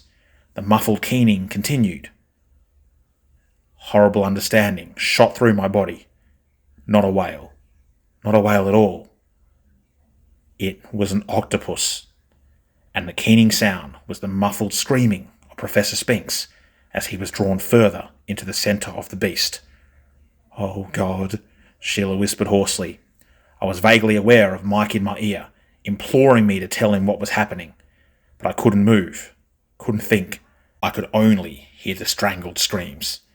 Then there was a horrible crunch, and the screams were cut off. The crackling and crunching continued, and a small cloud of blood leaked from 52 Blue's midsection. Those eyes rolled towards us. They fixed upon me, a dull, predatory gaze that swept through me like cold fire. It began to turn. The panic I felt was enough for me to break out of my dread-made cocoon. I reached out an arm and grabbed Sheila's wrist, yanking her towards me. Her eyes, glittering with fear, met mine. "Go!" I screamed, yanking her along with me as I started kicking. We both thrashed for the boat, dropping cameras and decorum as we swam as fast as we could. As I swam, pieces of the horrific puzzle fell into place in my panicked mind. We'd thought that 52 Blue was a whale calling for a mate, or one of its own kind. We were wrong. We were so wrong. It was a predator. A cunning predator using calls and sound to mimic and lure its prey. A cephalopod that has developed far beyond its tiny cousins, and using its mimicry for offense rather than defense. A horror from the depths that haunted whale migration paths, picking off those who strayed. And now it was after us. Tears came unbidden to my eyes as we slowly closed the distance to the ship. I saw Sheila risk a glance back, and her scream filled both my comms and the water. Despite myself, I also looked back. and what I saw turned my muscles to jelly. Abandoning any pretense of stealth, the octopus was coming after us. It was no longer dark. It was now a brilliant mass of contrasting stripes and pebbled skin that bunched and rippled as it jetted after us. It wasn't fast, but it closed the gap steadily. The fleeing whales, the thought shot into my mind as I raked at the water. The whales had fled. They knew. They knew what was coming after them. Maybe they'd known for a long time and altered their migration paths because of it, which meant, oh God, did it know we were there? Had it been after us all along? The thought was swept from my mind as adrenaline peaked, sending my body into a desperate race for survival. I saw we were only 10 meters from the vessel. Sheila was still behind me, her panting heavy in my ears. 5 meters. I pulled slightly ahead of her, ready to grab the railing and hoist us both up. Something touched my bare leg. Barely a brush. Then pain lanced through my limb as something tightened on the spot, a ring of fiery agony that shot up my legs. I was yanked backwards, my scream dying in my throat as I struggled madly. I reached desperately for Sheila, who turned to stare at me with wide eyes. Then she turned away, kicking to reach the boat while I was taken. A bullwhip cracked to my left. A striped tentacle snapped around her head, and a muffled scream erupted as she was whipped backwards, legs kicking. I got a brief glimpse of wide, fear-drenched eyes. Then Sheila was gone, vanishing into the flaring underside of the oncoming beast. The crunching sounds started immediately. Seeing Sheila's end sent fresh panic coursing through my body. I strained against the grip of my legs and kicked hard, thrashing my body up and down in a feeble attempt to get myself loose. Miraculously, I felt a searing pain redouble in my leg, and I was free. I wasted no time looking back. I wallowed to the boat and snagged a railing. I hoisted myself up, expecting at any second to feel another tentacle snag me and drag me down to the depths. I spilled over the railing and collapsed on the deck of the boat. My breathing came in ragged gasps, my chest heaving as I gazed up to the clear blue sky. In moments, there were a ring of faces gathered around me. The foremost one was Mike. My assistant leaned over me as I wheezed. What happened? I could have almost laughed at the absurdity of his question. Instead, I rolled over and vomited uncontrollably on the deck, shaking as the adrenaline drained out of me. Mike knelt down next to me. Sheila? The professor? Gone, I said hoarsely. It took them. 52 Blue? He asked, the colour draining from his face. A whale took them? Several of the crew exchanged glances. No, not a whale, I began, when Bluey's voice spoke up. Holy bloody hell, what happened to your leg?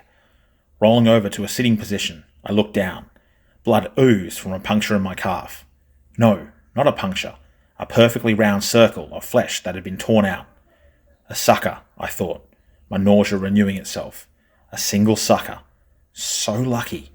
If it had been even one more, I would have been a goner. I realised the crew was waiting for me to say something. I opened my mouth to warn them, to tell them what was lurking beneath the ship. However, something beat me to it. A series of dull thuds reverberated through the hull of the ship. Low, rhythmic thuds that formed a familiar sound. One that I recognised. A bass riff. A bass riff that could have been from a Queen song. My breath froze in my lungs. My throat dried instantly. A mimic. It mimics. I reached for Mike, but he was already gone. He headed for the railing. That's Red Dog. Red Dog scanners. No, I rasped. Get back! Sheila must still be down there. The water erupted with a bullwhip crack. Something struck Mike's chest, snaking around his neck. He was plucked from the deck, never even having time to scream as he was yanked violently underwater. Yells and screams sounded from the crew as blood rose to the surface a moment later. I struggled to my feet, screaming through ragged lungs for the others to get back. It was then that I saw the eye, hovering just below the surface. Its rectangular pupil locked on me, and I felt the cold malevolence of 52 Blue as it gazed upon its new food source and the morsel that had gotten away. It's been 4 hours since then. 4 hours since we found out the terrible truth. 4 hours trapped indoors in the ship's cabins. We can't go outside. Its tentacles patrol the decks and have snatched any crew member brave or stupid enough to venture outside. Bluey was gone. He was amongst the first, taken as he tried to signal a passing plane with a flare. We felt the crunch of his bones through the vessel's hull. We've radioed for help, but it'll be hours before it arrives, and I'm not liking our chances. Even now, I can hear the scraping and sliding sounds of tentacles along the deck, along the doors, probing for weak points, prying loose materials. I may be a whale expert, but I've heard about octopus, about how they do not give up and will keep after food until they found a way to remove any obstacles between themselves and their prey, to open containers, to get their prey within. I remember those eyes and that calculating, predatory gaze, and I know it's just a matter of time. And through it all, I hear its call, its high-frequency call, interspersed with mimicked human sounds and screams. Yes, we found 52 Blue, but it wasn't lonely. It was hungry. Deep Horror LofT presents The Crimson Run. Liam glanced around as he braked, sending his old bike into a skid. Well, it couldn't really be called a skid, as the bike would probably fall apart if he pushed it too much. More like the brake caused the back wheel to stop working and forced him to stop. He dismounted with as much grace as he could muster without stacking it completely, and wheeled the bike up to a nearby pole. He didn't have a bike lock, and wouldn't have bothered anyway. With any luck, the damn thing would get stolen, and force his dad to buy him a new one. I mean, how else would he be able to get the old man his smokes? Hefting his bag, which contained his fishing gear and three-piece rod, Liam started up the path that would lead him to the jetty.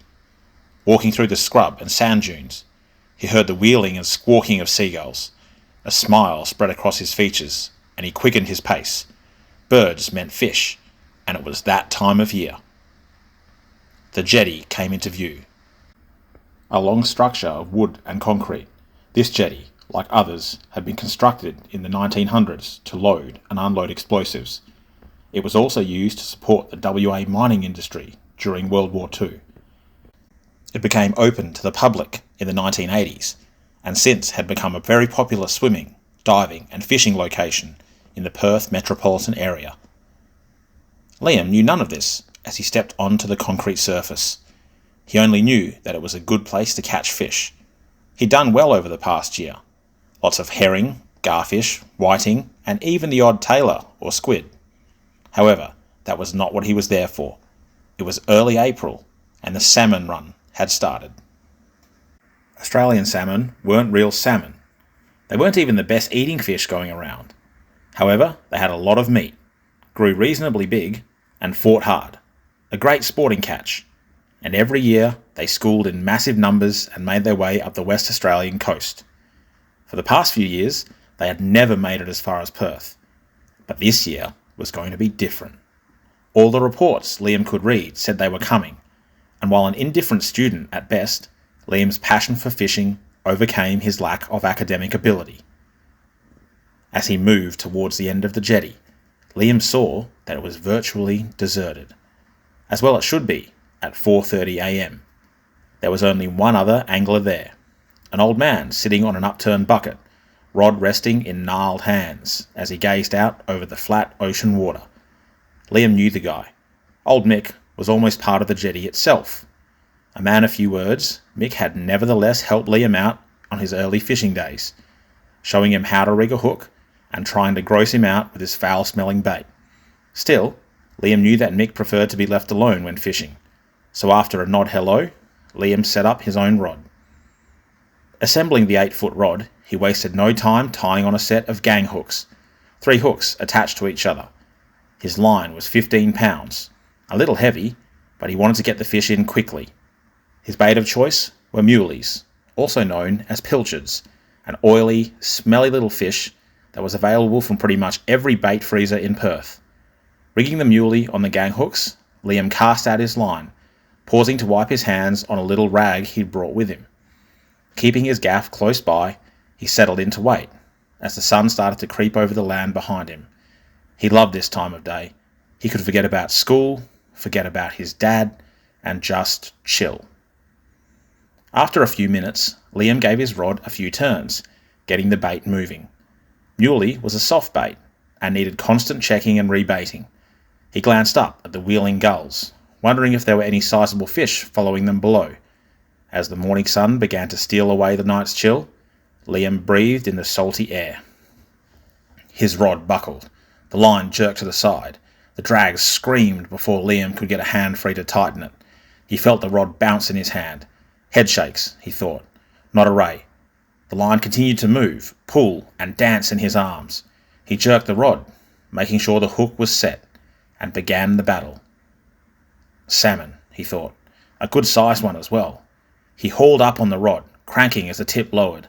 The fish still fought, and Liam got the surprise of his life when it exploded from the surface, 30 metres away, flipping an entire revolution before crashing back into the depths. For an instant, the rod went slack, and Liam's heart stopped with it. Then, thankfully, the mad dance began again. Keep your rod tip low when you're fighting it. Old Mick's voice sounded close to Liam's ear, causing him to jump slightly.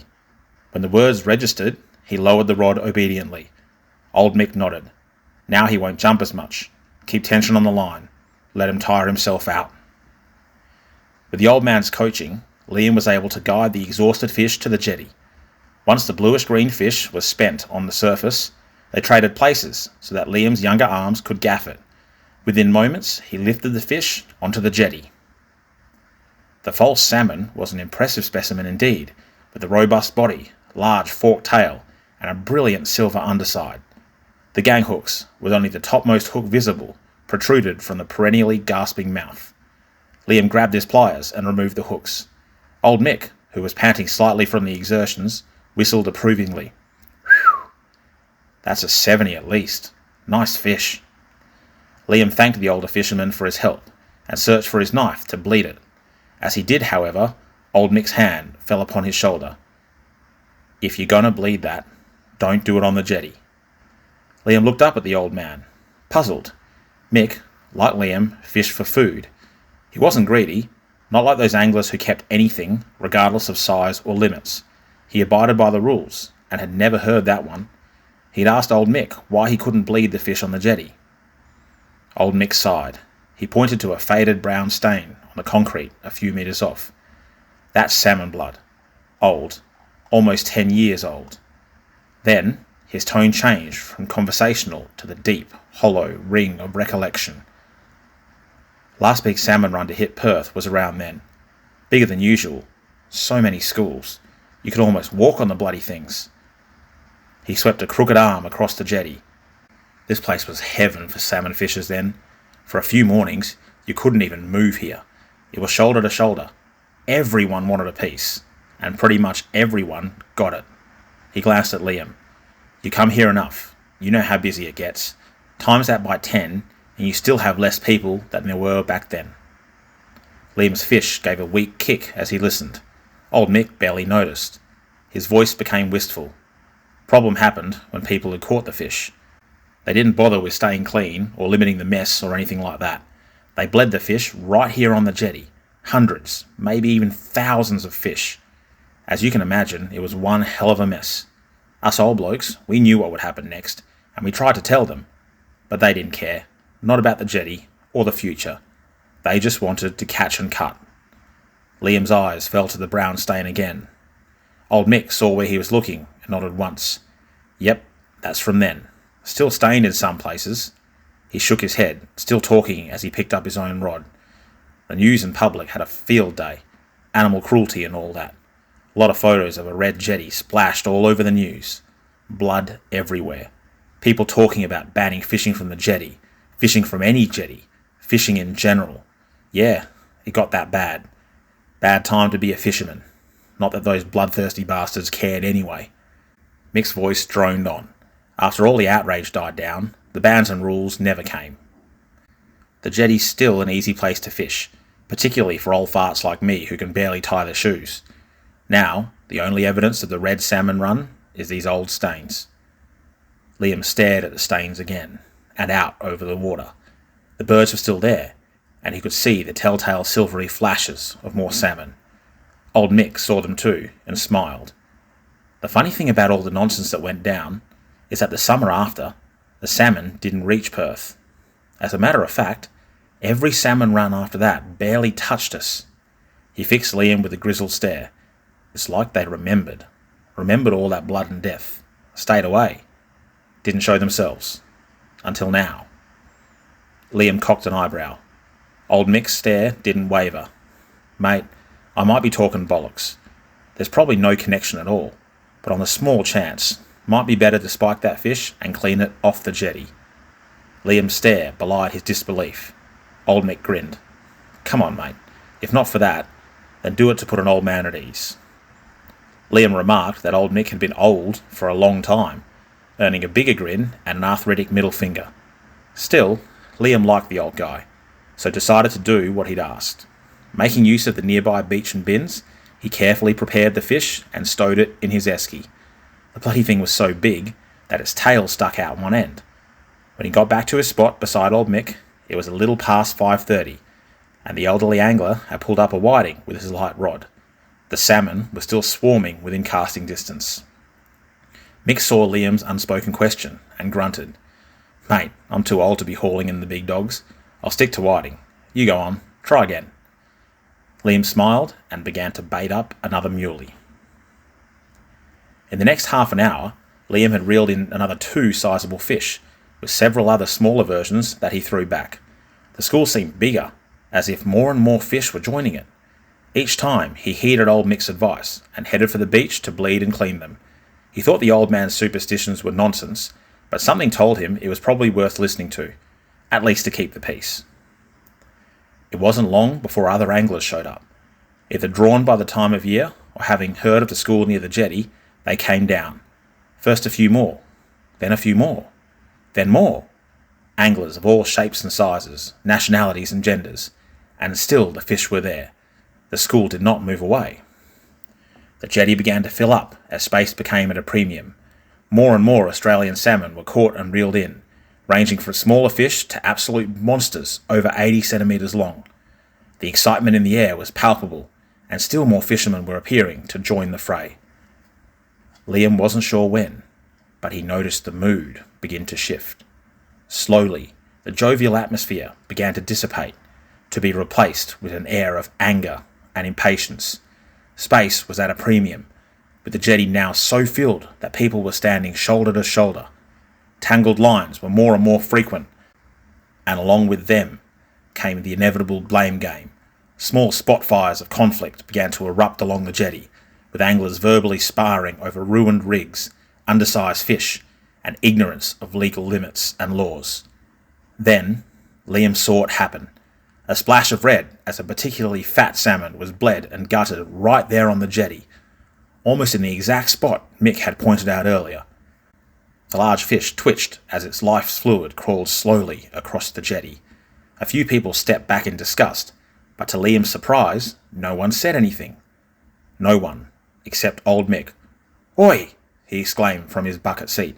"You going to clean that up?" The angler responsible didn't even bother to look at the old man. He simply waved a hand dismissively. "You hearing me?" Mick's voice was louder now, and Liam thought he detected something else in it. Worry? Fear? "Jog on, Gramps," the angler said, brandishing his bloody knife. There was no further talk. The other anglers, who had turned at the sound of Mick's voice, went back to their fishing. Soon, another fish was bled on the jetty, and another. It was as if a bloody dam had broken, and Liam grimaced as the red tide lapped at his own shoes. "Bugger this," Old Mick spat. He stood painfully, grabbing his tackle, rod and bucket. He sent a furtive glance at Liam. "I'm not staying here with these butchers. I'm off." The old man shuffled slowly towards the beach, scuffing his boots through the blood and offal of the salmon, which still came in thick and strong. As he passed Liam, he nodded at the young man. "Son, you're one of the good ones. You should come with me." His eyes held Liam's, and his voice was almost pleading. "It's not worth it, mate." Liam said nothing, his mind swirling with questions both unwanted and unasked. After a moment, Old Mick sighed, and began the long journey back to the beach, winding slowly and painfully around the other anglers who paid him no mind.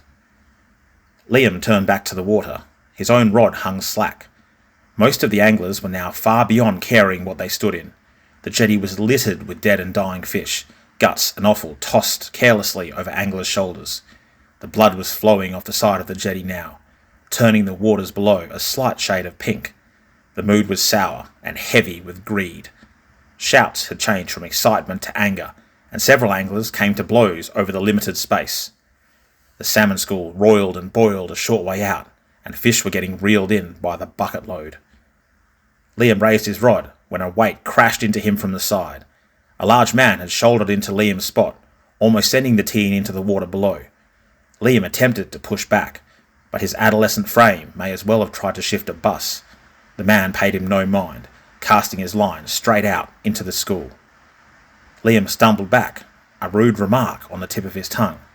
Then he saw the man's line buckle, something much bigger than a salmon. As the man shouted and reeled in, he saw a smaller version of the roiling school break away from the main mass, approaching the jetty in time with the man's frantic cranking. Liam saw blood begin to blossom in the water, not the pinkish runoff from the jetty's carnage, but bright, fresh and crimson. He felt a chill run up his spine, although he didn't know why. "Shark!" the man exclaimed. "It's a bloody shark!"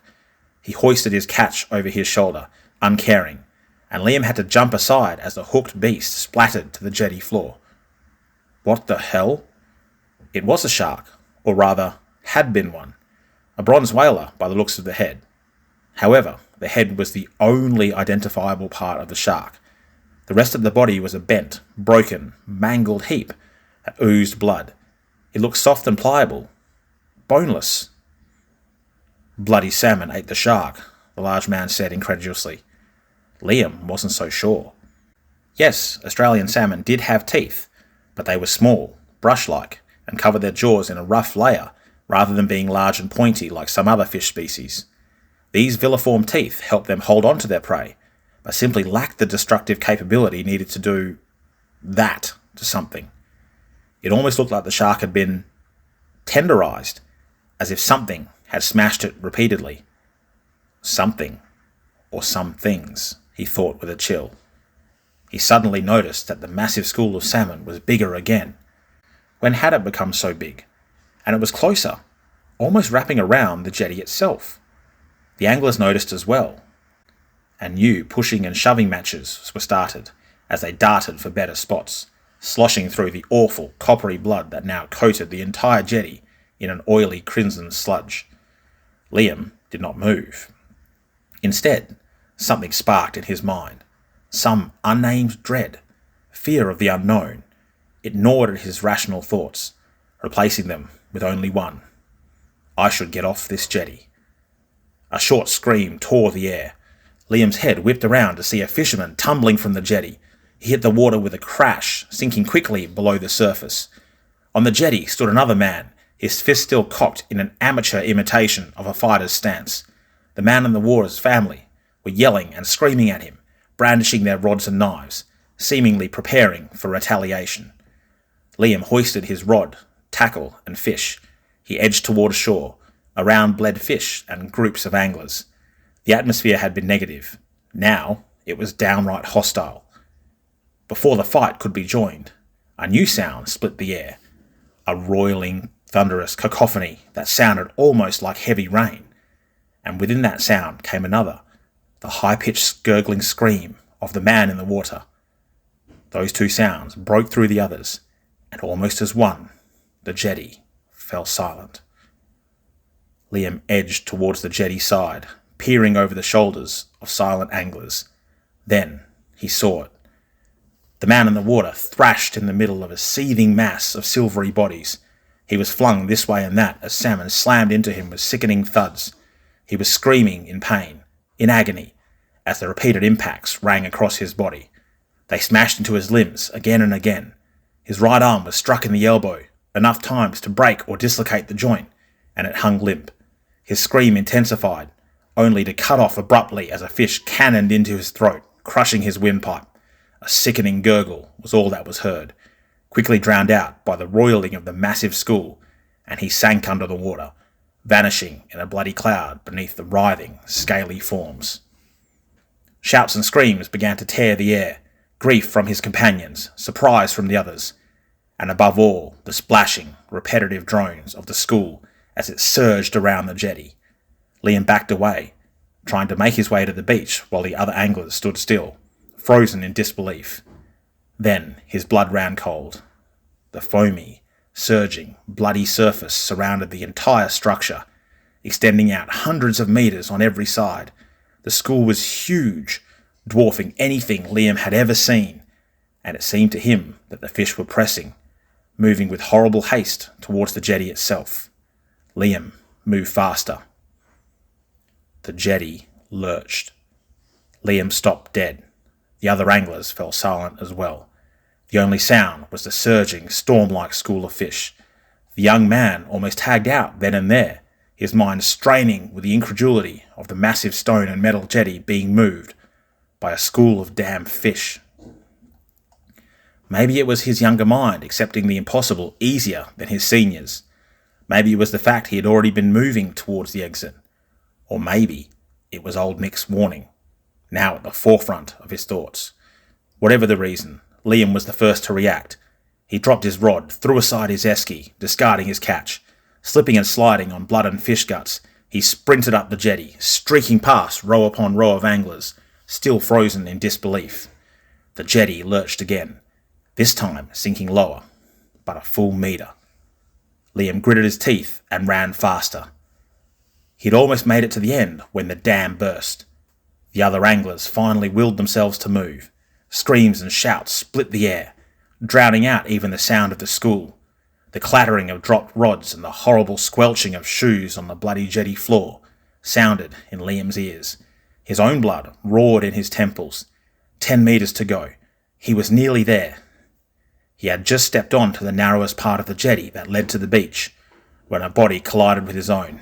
He crashed to the jetty floor, scraping painfully along the bloody concrete. The horrible, oily, coppery smell filled his nostrils, and bloody fish guts snagged and slopped through his clothes.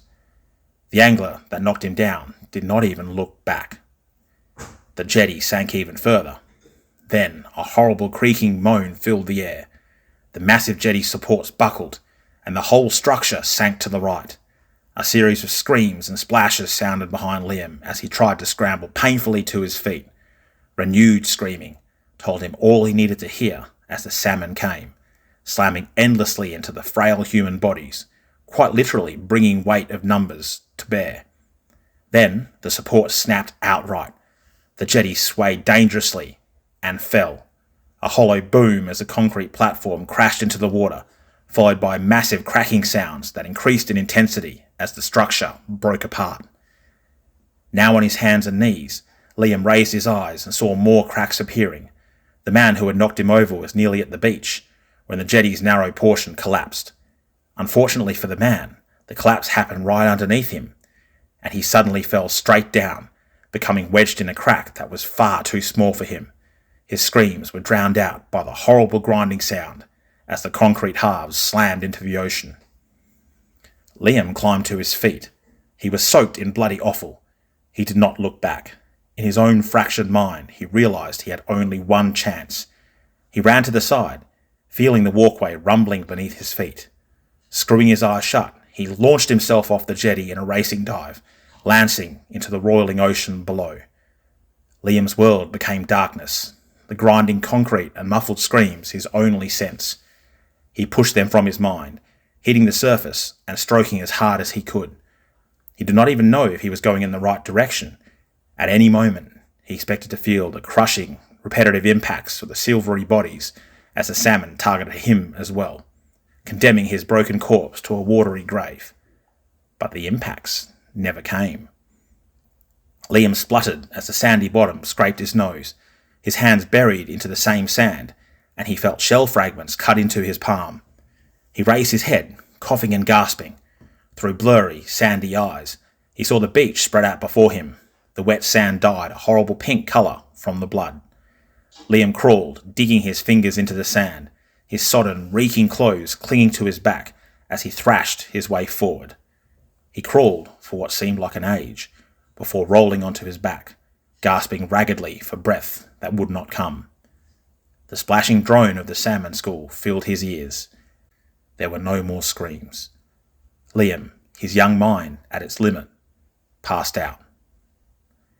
The warm sun on Liam's face tickled his consciousness into being. His salt-encrusted eyes opened, and he immediately raised a hand to his head to block out the sun. He sat up painfully, his dry throat sending him into a fit of coughing. The smell of salt and blood reached his nostrils. "They let you go." The voice startled him, and his eyes opened. Blinking against the sun, a blurry form to his right came into focus. Old Mick, sitting on his bucket, hunched over, calmly surveying the beach, gnarled hands clasped over his knees. His eyes twinkled, and his gaze seemed far away. "They let you go," Mick repeated, lowering his gaze to the bedraggled teen. "I told you, you're one of the good ones." He nodded out to sea. "Unlike them." Liam swiveled on the sand, rubbing his eyes.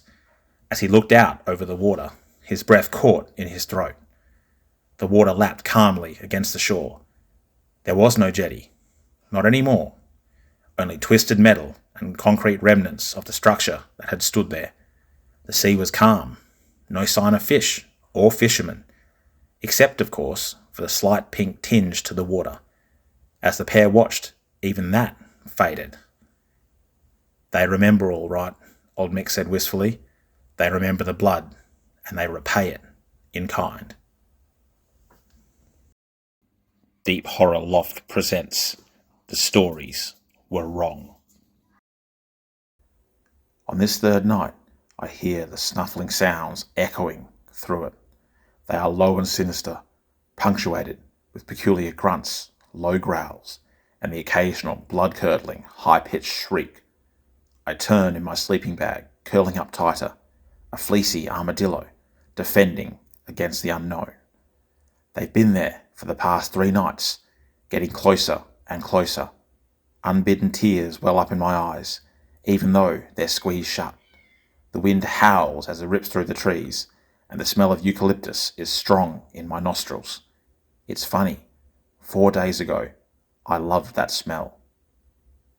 Of course, that was back when I was fine, when I was still with the fishing charter. I'd never caught a fish before, and I thought, what better time to experience it than during my fantastic holiday to Northern Australia, the top end, as the locals called it. A hot, humid, and unmistakably primal place. It was a far cry from the chilly, drab streets of merry old London, which in my mind made it the perfect place for a holiday. Oh sure, I'd been born in Australia.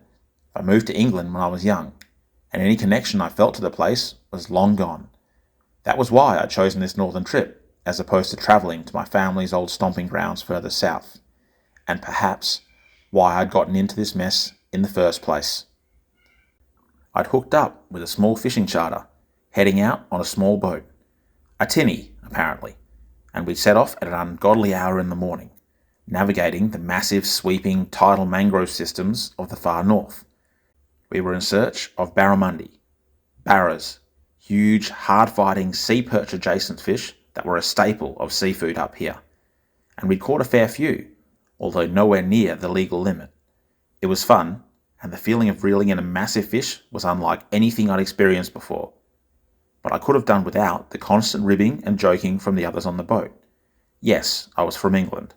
No, my name wasn't Nigel. Didn't stop them from calling me Nigel, though. Yes, I was pale. Yes, I was wearing sunscreen. No, I wasn't happy with the state of cricket in the motherland. Yes, I knew that I couldn't stand the heat while it was a cold day for everyone else. By midday, I felt less like a tourist and more like an attraction myself. One thing that did impress me, though, was the casual seriousness in which the boatmen approached the land around them. They lectured me constantly about the tides and the wildlife, especially crocodiles, which apparently grew big enough to swallow a man whole, and bigger, to hear a couple of them tell it. One guy, by the name of Harry, or Hazza, claimed to have shot a couple of problem crocs in the area before, although I wasn't sure if I believed him or not. He definitely seemed the type to go after giant reptiles with a gun. We were on our way back, with Hazza saying all manner of things about the wet season, something about sharks chasing barra around your bed on rainy nights, when the storm hit. A sudden squall, bringing intense, howling wind, and whipping the water into a frenzy. The humid rain that followed was unlike anything I'd ever felt. Sure, we had rain in London, but not the warm, sticky kind that lashed your face like 1,000 tiny knives. The tinny bounced around like it was caught between a giant cat's paws, lashing this way and that. I gripped the seat, fighting hard to keep my body low, lest I be pitched over the side. The moment that thought flitted through my mind, a cry sounded to my left. I jerked that way, squinting through the stinging rain. I saw nothing. An empty space, where moments before a man had sat beside me. I opened my mouth to shout. Something solid fell against me. I shrieked as I toppled off the seat, landing in a heap on the aluminium bottom of the tinny. Hazza lay on top of me. I began to shout angrily before I realised. Hazza had saved me. Saved me from the fate that had befallen the other man. Rocco, I think his name was. And now, Rocco was lost over the side. Hazza lifted his head, water streaming off his bedraggled hair. I met his gaze, and my voice was a loud, quivering wreck. "We need to—" "Nah, mate," Hazza shouted over the howl of the wind and rain. "We sit up, we go over. Rocco's going to have to swim for it." Even as he said it, his eyes went flat. I suppressed a shudder, and mentally said a prayer for Rocco, alone in the croc-infested water during the storm. Hazza rolled off me, and we lay there for what seemed like hours, curled up in a ball, until I felt my back getting wet. Not wet as in soaked by the rain, but wet as in underwater. I jerked, hearing a sloshing sound over the rain as I did so. Hazza's head came up, and his eyes widened. "Oh, hell!" he shouted, along with a string of Australian swearing I won't utter now. "Bail, you bastard!" When I looked at him blankly, he snatched a cooler, an esky, off the boat's deck and thrust it at me. "Bail! Always sink!" He punctuated his remark by grabbing his own tool, a now empty bait bucket. It was awkward bailing while lying down, but neither of us wanted to end up over the side with poor Rocco, so together we poured load and load of water over the side. The tinny rocked alarmingly, but soon we had a slight rhythm. The water level didn't fall, but didn't rise either, and so it went on for hours, in silence, broken up by the occasional four-letter expletive from Hazza. The storm did not abate, and my fatigued mind began to conjure fearful scenarios, imagining the bumps and crashes of huge reptilian bodies against the thin aluminium walls of our watery coffin. "What was that?" Hazza asked suddenly, and I realised the bump I had felt was real. My heart seized as the word croc died on my mouth. Hazza looked at me, and a tiny flash of contempt flitted across his square, stubbled face. I felt a pang of angry embarrassment. Even here, now, in this disaster, I was just another stupid tourist. Then he spoke. "Land." I felt a small grating and grinding through the hull of the boat. Then a massive thud as the boat stopped, colliding with something hard. Then Hazza's meaty hand was grasping my bicep, yanking me upright. I saw nothing but the driving rain. Then a flash, a glimpse of rocky land at the port side of the tinny. "Move!" yelled Hazza, shoving me hard. I stumbled, almost pitching over the side of the boat. Instead, I clumsily leaped over the side, landing hard with straightened legs on solid rock. Twin spikes of pain shot through my knees, but I was already lurching forward, slipping and sliding on the sodden ground to collapse 10 metres from where I'd landed. I lay there, gasping for breath, but glad for the feel of land beneath my soaking body. After a while, Hazza slumped heavily beside me. "Jesus, mate," he drawled. "Could have at least done something to give me a hand." Levering myself painfully up on my elbows, I squinted in the storm. Hazza had not only got me ashore, he had grabbed a couple of packs, rods, and a first aid kit from the stricken tinny, and had even tied the damn boat off on a jutting log. My God, I thought with a hot flash of shame, I am a bloody tourist. Hazza slapped me on the back. "Just pulling your leg, mate." He gestured over his shoulder. "Come on, there are a few gum trees. We can sit there until the storm passes." That was 3 days ago. Now I lie here shivering again, but it has nothing to do with the rain. The snuffling and grunting sounds are intensifying, and now the tent is moving slightly, as if something is brushing past it. The fetid stench of decay permeates the air, almost oozing through the walls of the tent. I clutched Hazard's knife closer, tears streaming from my eyes. At this point, I would have given anything to hear Hazard's voice pulling my leg. But Hazard is gone. They got him. The storm did not let up. We had no choice but to curl against the trunk of a gum tree, pressing against the wood to attempt to stay under the whipping leaves. At some point, fatigue won, and we passed out, right there on the ground. When we came to, the rain had stopped, and the damp air was starting to heat up once again as the sun rose. We'd been out for a good period of time. I stood slowly, painfully, scratching my aching joints and feeling the popping of my back. Hazard lay a short distance off, still dead to the world. The man was even snoring. His flannel chest rose and fell with each chainsaw-like inhalation. I looked around, hearing the screeching and squawking of birds. What I had taken for stone was actually hard, packed red earth, interspersed with mounds of leafy detritus and a few hardy shrubs. Turning back, I saw a thick patch of eucalyptus with dozens of trees reaching for the clearing sky. However, I noticed something odd. I could see more sky through the trees. Something about it seemed off, like the perspective wasn't right. I decided to take a look. Staggering forward on jelly-like legs, I rounded the damp trunks of the gum trees, my feet squelching over layers of dead leaves and muddy dirt. It took a few minutes to navigate a path, and then I was there. My eyes widened. Oh no. We were on an island. That was bad enough. But our island wasn't at water level. It was 20 metres above it. I was looking down a steep, impassable wall of red dirt and rock, down to where the brown, silty water lapped deceptively at its base. Beyond that, I could see the immense mangrove tidal system laid out before me. Pristine, untouched, alone. I turned and ran, slamming through the brush and trees, past the prone form of Hazard, who grunted as I clipped him with my foot as I rushed by. His groaning and swearing did not reach my mind as I made my way across the puddled ground to where the boat had stood the previous night. Only it wasn't there anymore. The log was there, and the rope was too, but no sign of the boat. The screeching birds echoed again. Then I realised that the sound wasn't birds. It was the hard, grating screech of aluminium on rock. I slowly edged my way to the log, watching my footing. I leaned forward, past the log, and saw the tinny. The tinny, hanging by the rope against the side of a much steeper cliff than the other side. The aluminium watercraft shifted in the morning breeze, scraping against the rock with a sharp, metallic screech. "Why the hell did you kick me, Nigel?" Hazard's irate voice sounded groggily behind me.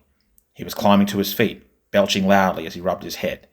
He staggered towards me, shaking his head. "Mate." He saw the log. "What the hell?" I could only shake my head. "We're high up, on all sides." Hazard gaped for a moment. Then he stumbled forward, eyes wide. "That line won't—" A loud snap sounded from behind me. I spun around, seeing the frayed end of the rope fly into view, followed by an almighty crashing and booming as the boat tumbled down the cliff, and a loud splash and crunch as it hit the bottom. Hazard and I stared at each other, leaned over the cliff edge as one. The boat lay in a crumpled heap at the bottom of the cliff, in ankle-deep water. Ruined. "Bugger," was all Hazard could manage.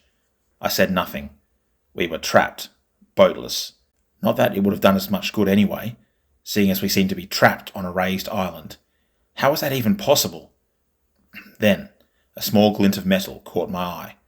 Not at the bottom of the cliff, but in a small patch of scrub off to my left. Wanting to think about something, anything, besides the destruction of our only transport, I trudged over to the scrub, reaching down. I grasped the bit of metal and pulled. Surprisingly, it gave easily, and it was bigger than I thought. An odd, flat metal rectangle. A sign with the rotting remnants of a wooden stake. I could make out some text, and I scrubbed it with my sleeve, trying to clean it enough to read. "What you got there?" Hazard asked. I felt his hot, vaguely beerish breath on my shoulder as he looked over it. "Danger? No, there's more," I interrupted. Another couple of wipes and the full message was laid bare. Haz's cackle reached my ear as I read the sign aloud. Danger. Beware of drop bears. On this third night, I clutch Haz's knife tighter as the snuffling pauses for a moment. Then the low, throaty growl resumes, somehow more threatening, more targeted. The stink of rotting flesh is almost unbearable now, and the rustling of the trees is audible in the windless night. The tears keep flowing as I try to will my heart to slow, as I lie there, stalked by legends, by supposed jokes. Predictably, Hazza laughs long and hard at the sign. His mirth, even in light of our circumstances, caused a small smile to break upon my own features. Being a tourist, of course I'd heard about the infamous drop bears. They were part of the almost spiritual, religious Australian custom of making fun of gullible tourists. Despite multiple versions existing, seemingly changing by state or area code, the crux of the stories was the same. Large, predatory koala-like things that hunted by dropping from eucalyptus branches onto the heads of their unwary prey. It was complete nonsense, of course. Koalas were herbivores, eating only gum leaves. Still, despite the absurdity, the concept of drop bears was still used to frighten tourists to this day. Something about a nation where seemingly every second animal was dangerous gave the stories some strange level of plausibility, which of course only encouraged the locals further in its use. Don't worry, Nigel, Hazard declared, clapping a meaty hand on my shoulder. I'll protect you. Just remember to stay in the open. His grin was simultaneously amusing and irritating. I stepped away, causing his hand to fall. I dropped the sign, letting it clatter to the packed earth. Forget the sign. What do we do now? Hazard's grin faded, and he turned to look at where the boat had fallen. Nothing much, mate. No boat. Got enough supplies to last us a few days. A tent, some first aid, water and food. Hope you like ham and cheese sangers. I started to ask him what the hell sangers were, but my mind made the connection before I made a fool of myself. Sandwiches, right. An idea sparked in my mind. We caught heaps of fish. Hazza shook his head. Course we did. Course, they're down there. He pointed to the edge. My shoulders slumped. I couldn't be angry. Hazza had grabbed pretty much everything else, and I had grabbed nothing. A pang of guilt stabbed my insides.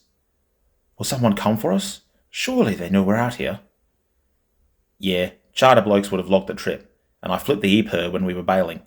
But with a storm that big, there's a lot of clean-up going on. Plus, this is a tidal system. Gonna be a while. A while? How long? I hated myself for sounding frantic. It was Hazard's turn to look irritated. Christ, mate, I don't know. Could be days, could be weeks. Get off my ass. I raised my hands in apology. So what can we do? Can we climb down? Hazard leaned over the edge. Might have to, but not going to try it now. Why not? Mate, 'cause we're still buggered from yesterday. Got to rest for a bit. Have some food. Plus, we get down there, and we're in the water with that. He pointed. I followed his gaze, seeing a large log floating near the mangled remains of the boat. What's wrong with that? I asked. Hazard's response was to bend over and pick up a golf ball-sized clump of red dirt. Almost casually, he flipped it off the cliff. It dropped through the air to land just in front of the log. The water exploded. Great jaws slammed shut with a thundering crash that I heard even at the top of the cliff. Then it was gone, leaving only rippling water behind. Dear God, I murmured. I would never have even considered that the beast was anything other than a log. Hazard smiled grimly. He knows we're up here. He'll wait. He turned away before I could respond. I wasn't sure if he was joking or not, but as I looked down again, I felt the chilly gaze of reptilian eyes upon me. Come on, Nigel. Give me a hand with all this. I jerked at Hazard's voice before tearing my gaze away and trudging back to where he stood with the equipment he'd gathered. It took us most of the day to get ourselves sorted. We put up a tent, half in the shadows of the gum trees, away from the edge, dug a small fire pit and supplied it with a meagre pile of dry wood, hard to come by after a storm, tucked into a small lunch of slightly soggy ham sandwiches. Not much, we needed to ration. I left the rest in the cooler, weighed shut with a couple of heavier rocks near the tent. We even attempted to fish, but couldn't cast far enough from the cliff to deeper waters while the tide was out. Plus, the crocodile was still around, making lazy circuits of the cliff face, always watching. I was beginning to feel a bit like Peter Pan. As the sun began to sink on this primordial place, Hazza got the fire going. As well he might, because I had literally no idea how to start one without a lighter. I manned the torch, clutching it like a baton of safety. Then, we sat across from one another, savouring a couple more bites of our sandwiches.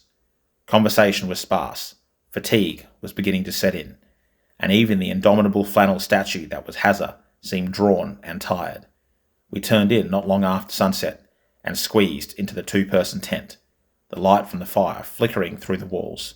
Fortunately, a couple of sleeping bags had been in the packs Hazza had grabbed, and as I clicked off the torch, I heard Hazza's voice. "Night, mate. Remember, I'm not a cuddler." I could practically hear his grin in the dark. I blushed and said nothing. I don't know what woke me that night. One moment I was turning in fitful dreams. The next I was lying in the tent, in the pitch black. The fire was gone. Not even a glow from the embers remained. I heard the wind rustling the leaves of the tree above us, and the chainsaw-like snoring of Hazza beside me. The rustling continued. Then it hit me. The tent walls were still. There was no wind. Chills erupted across my body, running down my spine and across the back of my neck. The rustling came from above us, and the small snaps of twigs and branches being pushed aside. A small snuffling grunt, like an inhalation, followed. A creak of branches as it shifted its weight. Then, nothing. Trying to ignore my chills, I reached for Hazza, aiming to shake him awake. Then, a growl sounded. A low, soft, undeniably threatening sound that froze both my arm and my blood. A louder rustle, followed by a dull thump. A dull thump that rang out from beside the tent. I almost whimpered, but clapped my hand over my mouth before any sound could escape. It was right next to us. I could not see anything in the pitch-black night, and my mind conjured up all sorts of demons and monsters. Then, a slow, rustling shuffle, as whatever it was moved past the tent. An odour came to me, the sickeningly sweet odour of rotting meat. A stench of decay that almost made me retch through my hand. Snuffling now, and that same low growl. Tears sprang unbidden to my eyes, and my fear redoubled. I tried once again to reach for Hazza, but my arm refused to move. "Coward!" my mind screamed, but my body accepted this judgment without movement. More thumps sounded from outside the tent, more snuffling and throaty growls. Then, a distinctly different sound, the tiny scrape of something sharp on plastic. My mind was so alive with the imagery of wicked, razor-sharp claws that I almost didn't register the plastic. Then, it hit me. The cooler! No sooner had I made that connection than I heard the rustling sound of the rocks we placed on the cooler hitting the ground. Then the sounds were fading, the rustling of the trees getting slowly further and further away. Then, silence. Shivering, I let out the breath I'd been holding. I could piece together what had happened, but no way was I going to check. Not with those things out there, whatever they were. Trying to stop my limbs from shaking, I rolled over, and the stench of fetid decay slammed into my nostrils. My eyes widened uselessly in the pitch black. I became aware of the breathing, hoarse, heavy snuffling, coming from a place above me. I heard a low, throaty growl start. It was a dreadful, nightmarish sound, made all the more threatening by its softness and proximity. It was right there, and it knew we were in here. The world closed around me, and the last thing I felt before I fainted was the icy grip of fear. "What the bloody hell?" I was jerked awake, my unconscious mind immediately replaying its final scene. I thrashed my limbs uselessly, tangling myself in my sleeping bag. I battled to free myself as Hazza's voice sounded again. "Nigel, get out here!" Finally extracting myself from the bag, I staggered through the tent flap and into the blinding morning sunlight. As my eyes adjusted, the first thing I saw was the crouching form of Hazza. He was by the remnants of our fire pit, staring intently at something on the ground. He spoke without looking at me. "Food's gone. The whole bloody esky. Prints all over the camp. And this." He gestured at the fire pit. I crept up behind him and looked over his shoulder. The fire's ashes were scuffed and moved, and there was a layer of red soil thrown over the burnt charcoal. I shook my head, not realizing what I was seeing. I kept quiet though, not wanting to reveal my ignorance. I looked around the camp and saw the prints for the first time. My eyes widened and my jaw dropped. There were two distinct types I could see. One looked like a foot of sorts, long and tipped with 4 slashes in the earth, which I took to mean the presence of claws.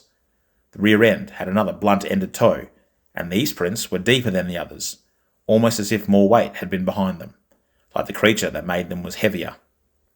The other prints made my skin crawl. It was almost like a hand, but with 2 thumbs and 3 fingers, an unnatural formation that unconsciously caused my own hands to itch. There were claws on this print too, but the gouges in the earth were much longer and deeper than the others. I shuddered, thinking of the sounds I had heard last night. The prints painted a grisly picture in my head. Worse, they were big, almost as big as my own feet. What are they? I tried to keep my voice from shaking. Hazard shook his head. No bloody idea, mate. They're familiar, but bigger than anything I've seen. Familiar? To what? My voice shook. Hazard raised his head, looking at me for the first time, and for the first time since meeting him, I saw a spark of uncertainty in those bushmen's eyes. Koala, mate. A bloody big koala. Maybe a drop bear. Despite myself, I laughed. A high-pitched laugh. A crazy laugh. You're not serious. A koala? You know, I'm getting pretty sick of you making fun of me and... Mate, shut the hell up. Hazard broke in, waving a hand dismissively. Not interested in your ego. I'm telling you, they are koala prints. Believe it or not. My jaw snapped shut. I gestured to the prints. What about the other prints? I pointed to the mangled handprints. Hazard smiled grimly. Front and back legs, mate. The picture in my head mutated into something more horrific. Koalas?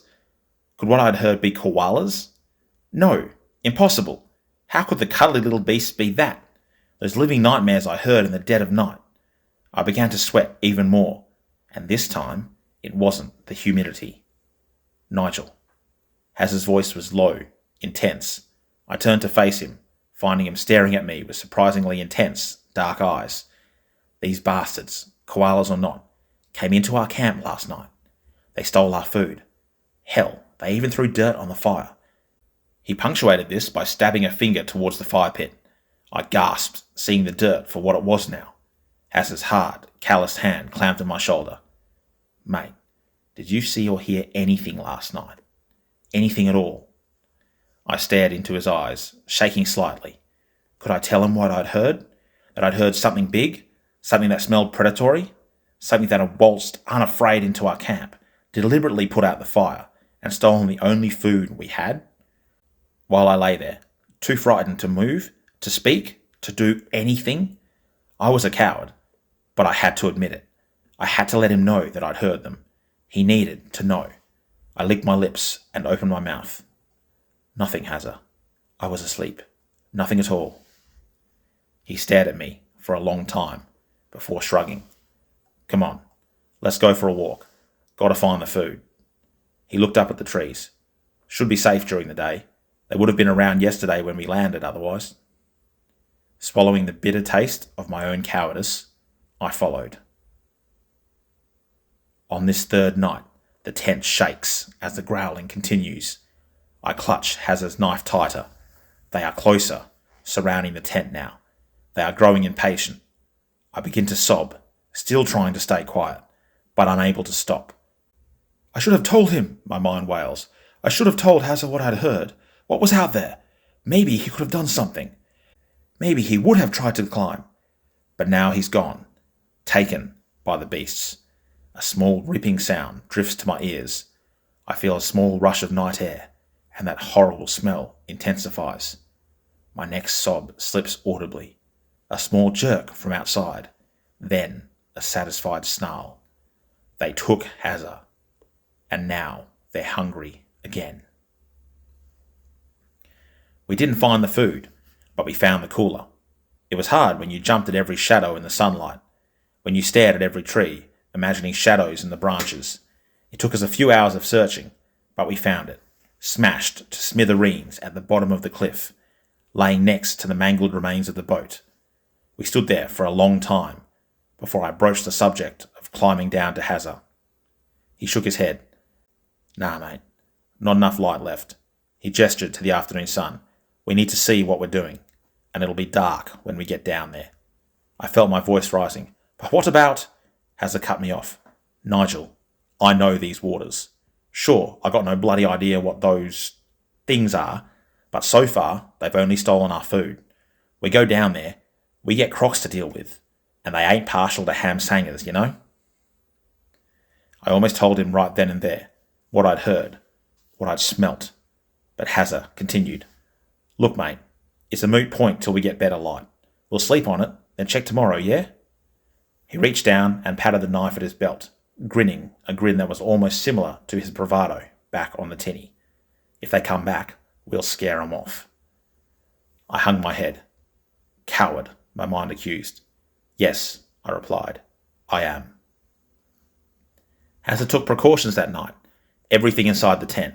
A couple more fire pits blazing and well fed, surrounding the tent, which he had moved out from under the trees. If they're actual drop bears, they can't drop out of thin air, he'd said. We had nothing to eat, but each slurped from an almost full bottle of water, hoping our sloshing bellies would keep hunger away for the time being. Then, as the sun set, we sat facing each other in the tent. Hazza had his knife out, and was absently toying with the blade. The firelight illuminated his leathery features and greasy mullet, and for once he was quiet. We kept straining our ears. It was another windless night, and the trees were silent. My thoughts drifted to home, and what had possessed me to come here, to this ancient place of monsters and myths, a place that, despite an illusion of civilization, was just as wild and undiscovered as it had been for millennia, a place where legends, beasts from the stories, were real. We'll sleep in shifts, as it said suddenly. You go first. Why me? I squeaked. Hazza's face was unreadable. 'Cause you're fresher now, and I don't want you to fall asleep on the later shift. The matter-of-fact way he displayed his lack of trust in me was palpable. Did he know? Did he know I had lied about what I'd seen? Before I could read the answer in his eyes, he turned away from me, stretching out in his sleeping bag. In moments, he was breathing deeply, and I was left alone in the firelight with my own self-contempt. They came later that night. The fires had burned down, and only glowing embers remained. I was rocking back and forth, attempting to keep myself awake, when I heard it, the rustling of the trees on a windless night, the dull thump of a body hitting the ground, the chilling, snuffling sound coming from multiple sources, the low growls, then a sweeping, fluttering sound, and one of the glowing ember pits went out. Oh my God, they're putting out the light. Goosebumps broke out over my body, and I felt the now familiar grip of terror constricting my heart. I shot a glance at the prone form of Hazza, and was doubly shocked to see his eyes open, glittering in the remaining firelight. Did he not trust me to stay awake? The thought flitted briefly through my mind as Hazza sat upright, shrugging out of his sleeping bag and gathering his legs under him. His knife was in his hand, and he reached for the torch. The second fire pit went dark. The snuffling and growling was growing in intensity, and the trees shook fiercely. Hazza glanced at me, and he grinned, a humorless, crazy grin that chilled me almost as much as the creatures outside. He whispered, "No time to be scared, mate. They're here. Let's make some bloody noise." With that, he grasped the zipper to the tent, ripping it up and throwing it open. He screamed at the top of his lungs, an incomprehensible, garbled yell with no discernible words to it, simply volume. Waving his arms and brandishing his knife, Hazza stormed out into the open, wheeling about, waving his arms and screaming all manner of profanities and curses at the still unseen beasts. There were scrabbling sounds coming from all around us as the creatures scattered. The grunts and snuffling had stopped. Now the trees crashed and rustled as many bodies hit the trunks, seemingly fleeing the loud, threatening human. Hazza shouted and whooped, doing a crazy dance in the remaining light. His torch played across the shaking gum trees, and he laughed maniacally. From my view still in the tent, I could see his flannel back as he screamed his defiance at the creatures. To his right, the final fire pit glowed, its embers yet to be extinguished. The trees rustled and creaked, and now several antagonized grunts and barks sounded from them, well beyond where Haz stood. "Scared you bastards!" Hazza yelled triumphantly. "Drop bears! Bugger that! Let's see you get the drop of me now, you mangy—" The final fire pit went out. Hazza whirled, shining the torch to the right, its beam playing off the recently disturbed earth covering the pit. What the bloody... I saw movement in the blackness to the left. I opened my mouth to shout in warning, but the only sound that emerged was a strangled squeak. There was a scrabbling sound as a black form shot towards the still shouting Hazza. It was fast and inhuman. My gut twisted as I realized what it was. The stories were wrong. They didn't hunt by dropping from trees. The black shape slammed into Hazza's back. He uttered a yelp of surprise as he was pitched forward, landing with a thud on his belly. The torch and knife went flying, jolted from his grasp, and both clattered to the hard-packed earth close to the tent. They were on him in seconds. Soft thumps rang out as the forms in the tree hit the ground. I caught horrible glimpses in the torchlight. Grey fur, slick and moist, long, gangly limbs, flashes of curved, sharp claws, and the eyes. Red, blazing eyes that glowed in the dark, reflecting the light. Those eyes were fixed on Hazza, but I felt a chill. They knew I was there too, and I was next. Skittering and scrabbling, they swarmed Hazza's prone body. His shouts and yells were pure rage as he flailed. His meaty fists caught his assailants again and again, and one uttered a scream as it flew backwards under his kick. Then there was a wet ripping sound, and Hazza's shout turned into a scream. "You bastard!" A coppery tang filled the still night air. Blood. Upon smelling it, they redoubled their efforts. Hazza was dragged, still screaming, towards the gum trees. He fought desperately in the spark torchlight, scrambling at the ground, even as he screamed and more blood filled the air. Then he seemed to stand on his head, rise up further, scraping and rustling. They were pulling him into the trees. His screams were frantic now, fearful, painful. "Help me!" his voice wailed. "Nigel, help me! Oh God!" I stood on shaking legs, pushing my way past the tent flaps. My knees almost buckled as I smelled the tangy blood, mingled with the rotting odour of the creatures. One step forward, then another. Hazard's screams were wordless now, and the gum trees shook with murderous activity. I reached for the knife and torch, snatched them from the ground, looked up at the trees. I turned and staggered back to the tent opening. Collapsing inside, I twisted, grasping the tip and yanking it down. I curled into a ball, sobbing uncontrollably. Hazard's screams were now one long wail, getting further and further away now. I clapped my hands over my ears, but it did no good. Why didn't you help, coward? My mind reeled. Coward. Tourist. What could I have done? The vestiges of my sanity screamed back. They got him. Hazard's wails were a fair way off now. Then, peculiarly, they seemed to change. They became lower, not in pitch, but in position. Despite myself, I listened. Lower. Lower. Then, they cut off abruptly. Silence. The trees had stopped, with only the echoes of Hazard's anguished suffering remaining. They got him, my mind stated with icy fear. They got him, and now they're after you. I have no idea how long I stayed in that tent, curled up in a ball, waiting to die, waiting for the attack that never came.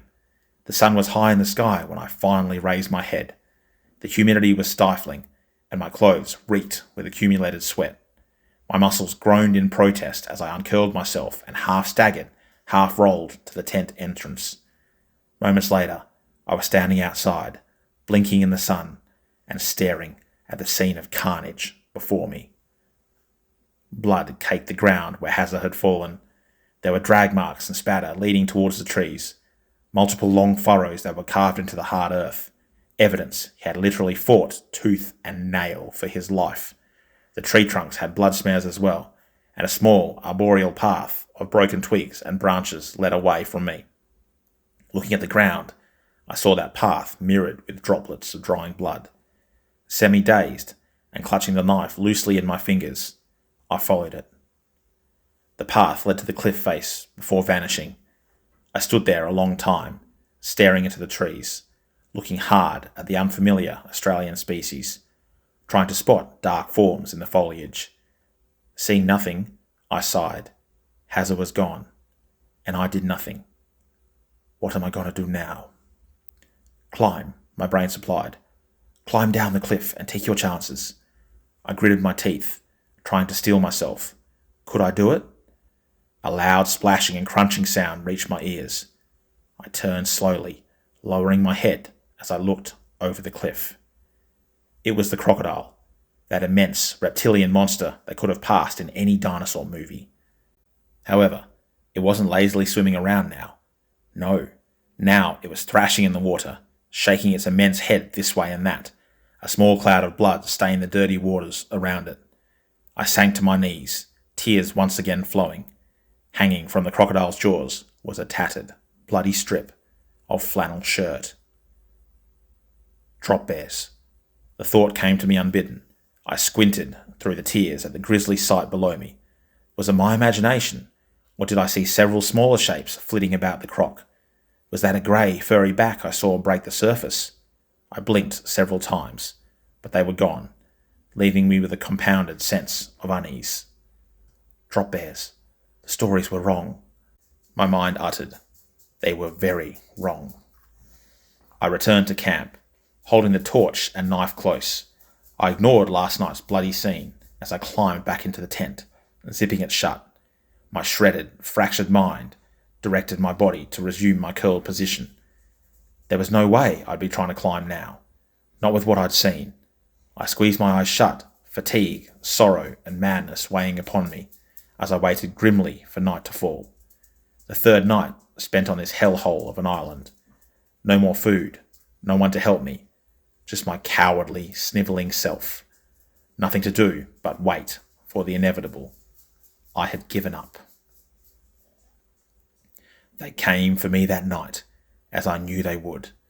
I heard them drop to the ground. I heard the scrabbling, rustling sounds as they surrounded the tent, smelled the eucalyptus smell, mixed with the fetid stench of decay. I hear the throaty growls, the snuffling, and the excited barks as they close in around me. I hear the ripping sound as razor claws puncture the tent, dragging across the far wall, opening a vertical rent in the material. Like a reflex, my shaking arm points the torch towards the hole. I feel the tent floor shift slightly as something steps inside. I flick the switch. The creature is suddenly bathed in light and, startled, jerks back. I now get a full view of the horror that had lurked in the dark since I washed up on this god-forsaken island. It's grey and long-limbed, about 5 feet long, a far cry from the short, fat marsupials it is said to be cousin to. The grey fur is sleek and slicked, more like an otter than a koala. Its arms are longer than its legs and are tipped with webbed paws, 2 thumbs, and long, razor-sharp claws. A white chest heaves, and a long, flat tail whips in the torchlight. Its face comes straight out of a nightmare, so much worse than I had ever envisioned.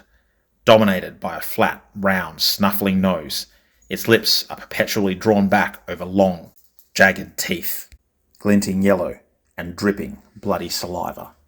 Tufted ears twitch towards me. However, it's the eyes that frighten me most, red and reflective, with slits for pupils. They are wide with rabid madness and are locked on me, despite the light of the torch. It is a mutant koala, and yet it is something more, something else. The creature lets loose a hissing growl at the light, swiping at my shaking arm. Its pack crowds around it, eager to enter the tent and devour me where I stand. Then something clicks in my mind. Terror vanishes and is replaced with white-hot rage. Now I have nothing left. They did as they pleased, cutting a bloody furrow into my life, while I cowered and let them. While I stood by and did nothing, they advance on me, and my tears vanish. I stand, gripping the knife, and pointing the torch. The drop bears pause, snarling. "Come on," I say quietly. "Come and get me." I scream at them, my sanity evaporating. "Come on!" They growl and bark and surge forward. I swing the knife. Of course, I have no idea how to use it, how to fight, but I swing it back and forth hard, and a couple of the monsters shriek as I feel the blade bite. The light spins as I use the torch as a club. I am amongst them now, swinging, clawing, stabbing, kicking, spitting. I am a prey animal, backed into a corner, forced to adapt, with nothing left to do but fight. I realise I'm near the hole in the tent. I feel the humid night air, and I scream my defiance. I launch through the opening, landing in the packed dirt of this cursed island. I swing one final time at my snarling pursuers, then turn to run, away from the trees, to God knows where. I see the first signs of dawn on the horizon. I will survive. I will escape. I will... A heavy weight crashes into my lower back. 2 white-hot sparks of agony ignite in my lower thigh. I scream and fall forward, slamming into the leaf-strewn red dirt hard. The agony intensifies, and I feel more of the beast's claws digging into my flesh, severing muscles and tendons. I thrash and wail, clawing with the knife, and then one of them sinks yellow fangs into my wrist. The blade falls from twitching fingers. They're all around me now. The stink is unbearable. Claws puncture my skin, and I scream again and again. But I do not relent. My legs are useless, and my arms are mangled, but I thrash wildly. I am dragged along the ground, towards the trees, and then I am worked up a nearby trunk, a group of them working together like a monstrous scaffolding team. Then I am dragged through the canopy, my blood flowing in rivulets from my ruined limbs, and still the killing blow does not come. My throat is cracked from screaming, and only hoarse yelps emanate from it now. We reach the cliffs, and my horrible transport stops there. The dawn light makes them visible now, in all their horrific glory, panting, rabid monsters of myth and legend, the butt of so many jokes, but so real. We're on a branch now, hanging over the cliff and the waters below. The pack has fallen silent, their growls muted and red eyes staring. I'm dragged to the end of the branch, where a large specimen hooks its claws into my side. I'm beyond pain at the moment, staring dully at the beast as it drags me sideways, so that my ruined legs dangle over the edge. It stares at me, red eyes burrowing into my soul. I see a horrible intelligence in that gaze, something ancient and malevolent, but I don't have long to register it. It drops me. I manage one more scream as my mangled body tumbles through the air, end over end. I have time for one breath before I hit the muddy water hard. The tide is in, preventing me from being killed outright, but the impact drives the air from my ruined lungs. I try to swim, but the best I can manage is a weak flutter. My limbs are too damaged. I float to the surface on my back, blinking in the dawn light as my blood pools around me. I see the cliff and tree above me. I see the nightmarish creatures hopping up and down on the branch like satanic monkeys. Then they begin to descend, some scurrying down the sheer cliff, some leaping outright into the water, lashing their strange grey tails as they hit the surface. The splashes draw my gaze to the waterline, and my eyes widen. A reptilian head cruises slowly towards me, yellow eyes fixed and blazing. It is silent, but I can see the cold, calculating saurian movements and the tips of conical teeth jutting from its closed jaws. Behind it, the water is alive with the movement of smaller, grey-furred backs as they follow their crocodilian partner towards its easy, wounded prey. I flail my mangled limbs, but it's no use. Strangely, I feel no fear. Here where I should be feeling it the most, it is leached out of me, leaving me numb. As I feel the current generated by the crocodile's immense bulk, I close my eyes, thinking back to the stories of drop bears told all over this ancient continent, about how no one knows how wrong those stories were, about how much worse they were, how they don't drop themselves, but their victims. The stories were wrong, I think, as something above me blots out the light, and no one will ever know.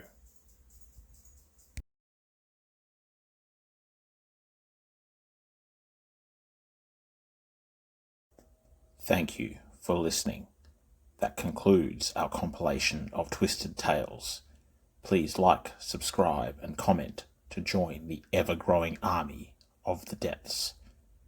Farewell for now.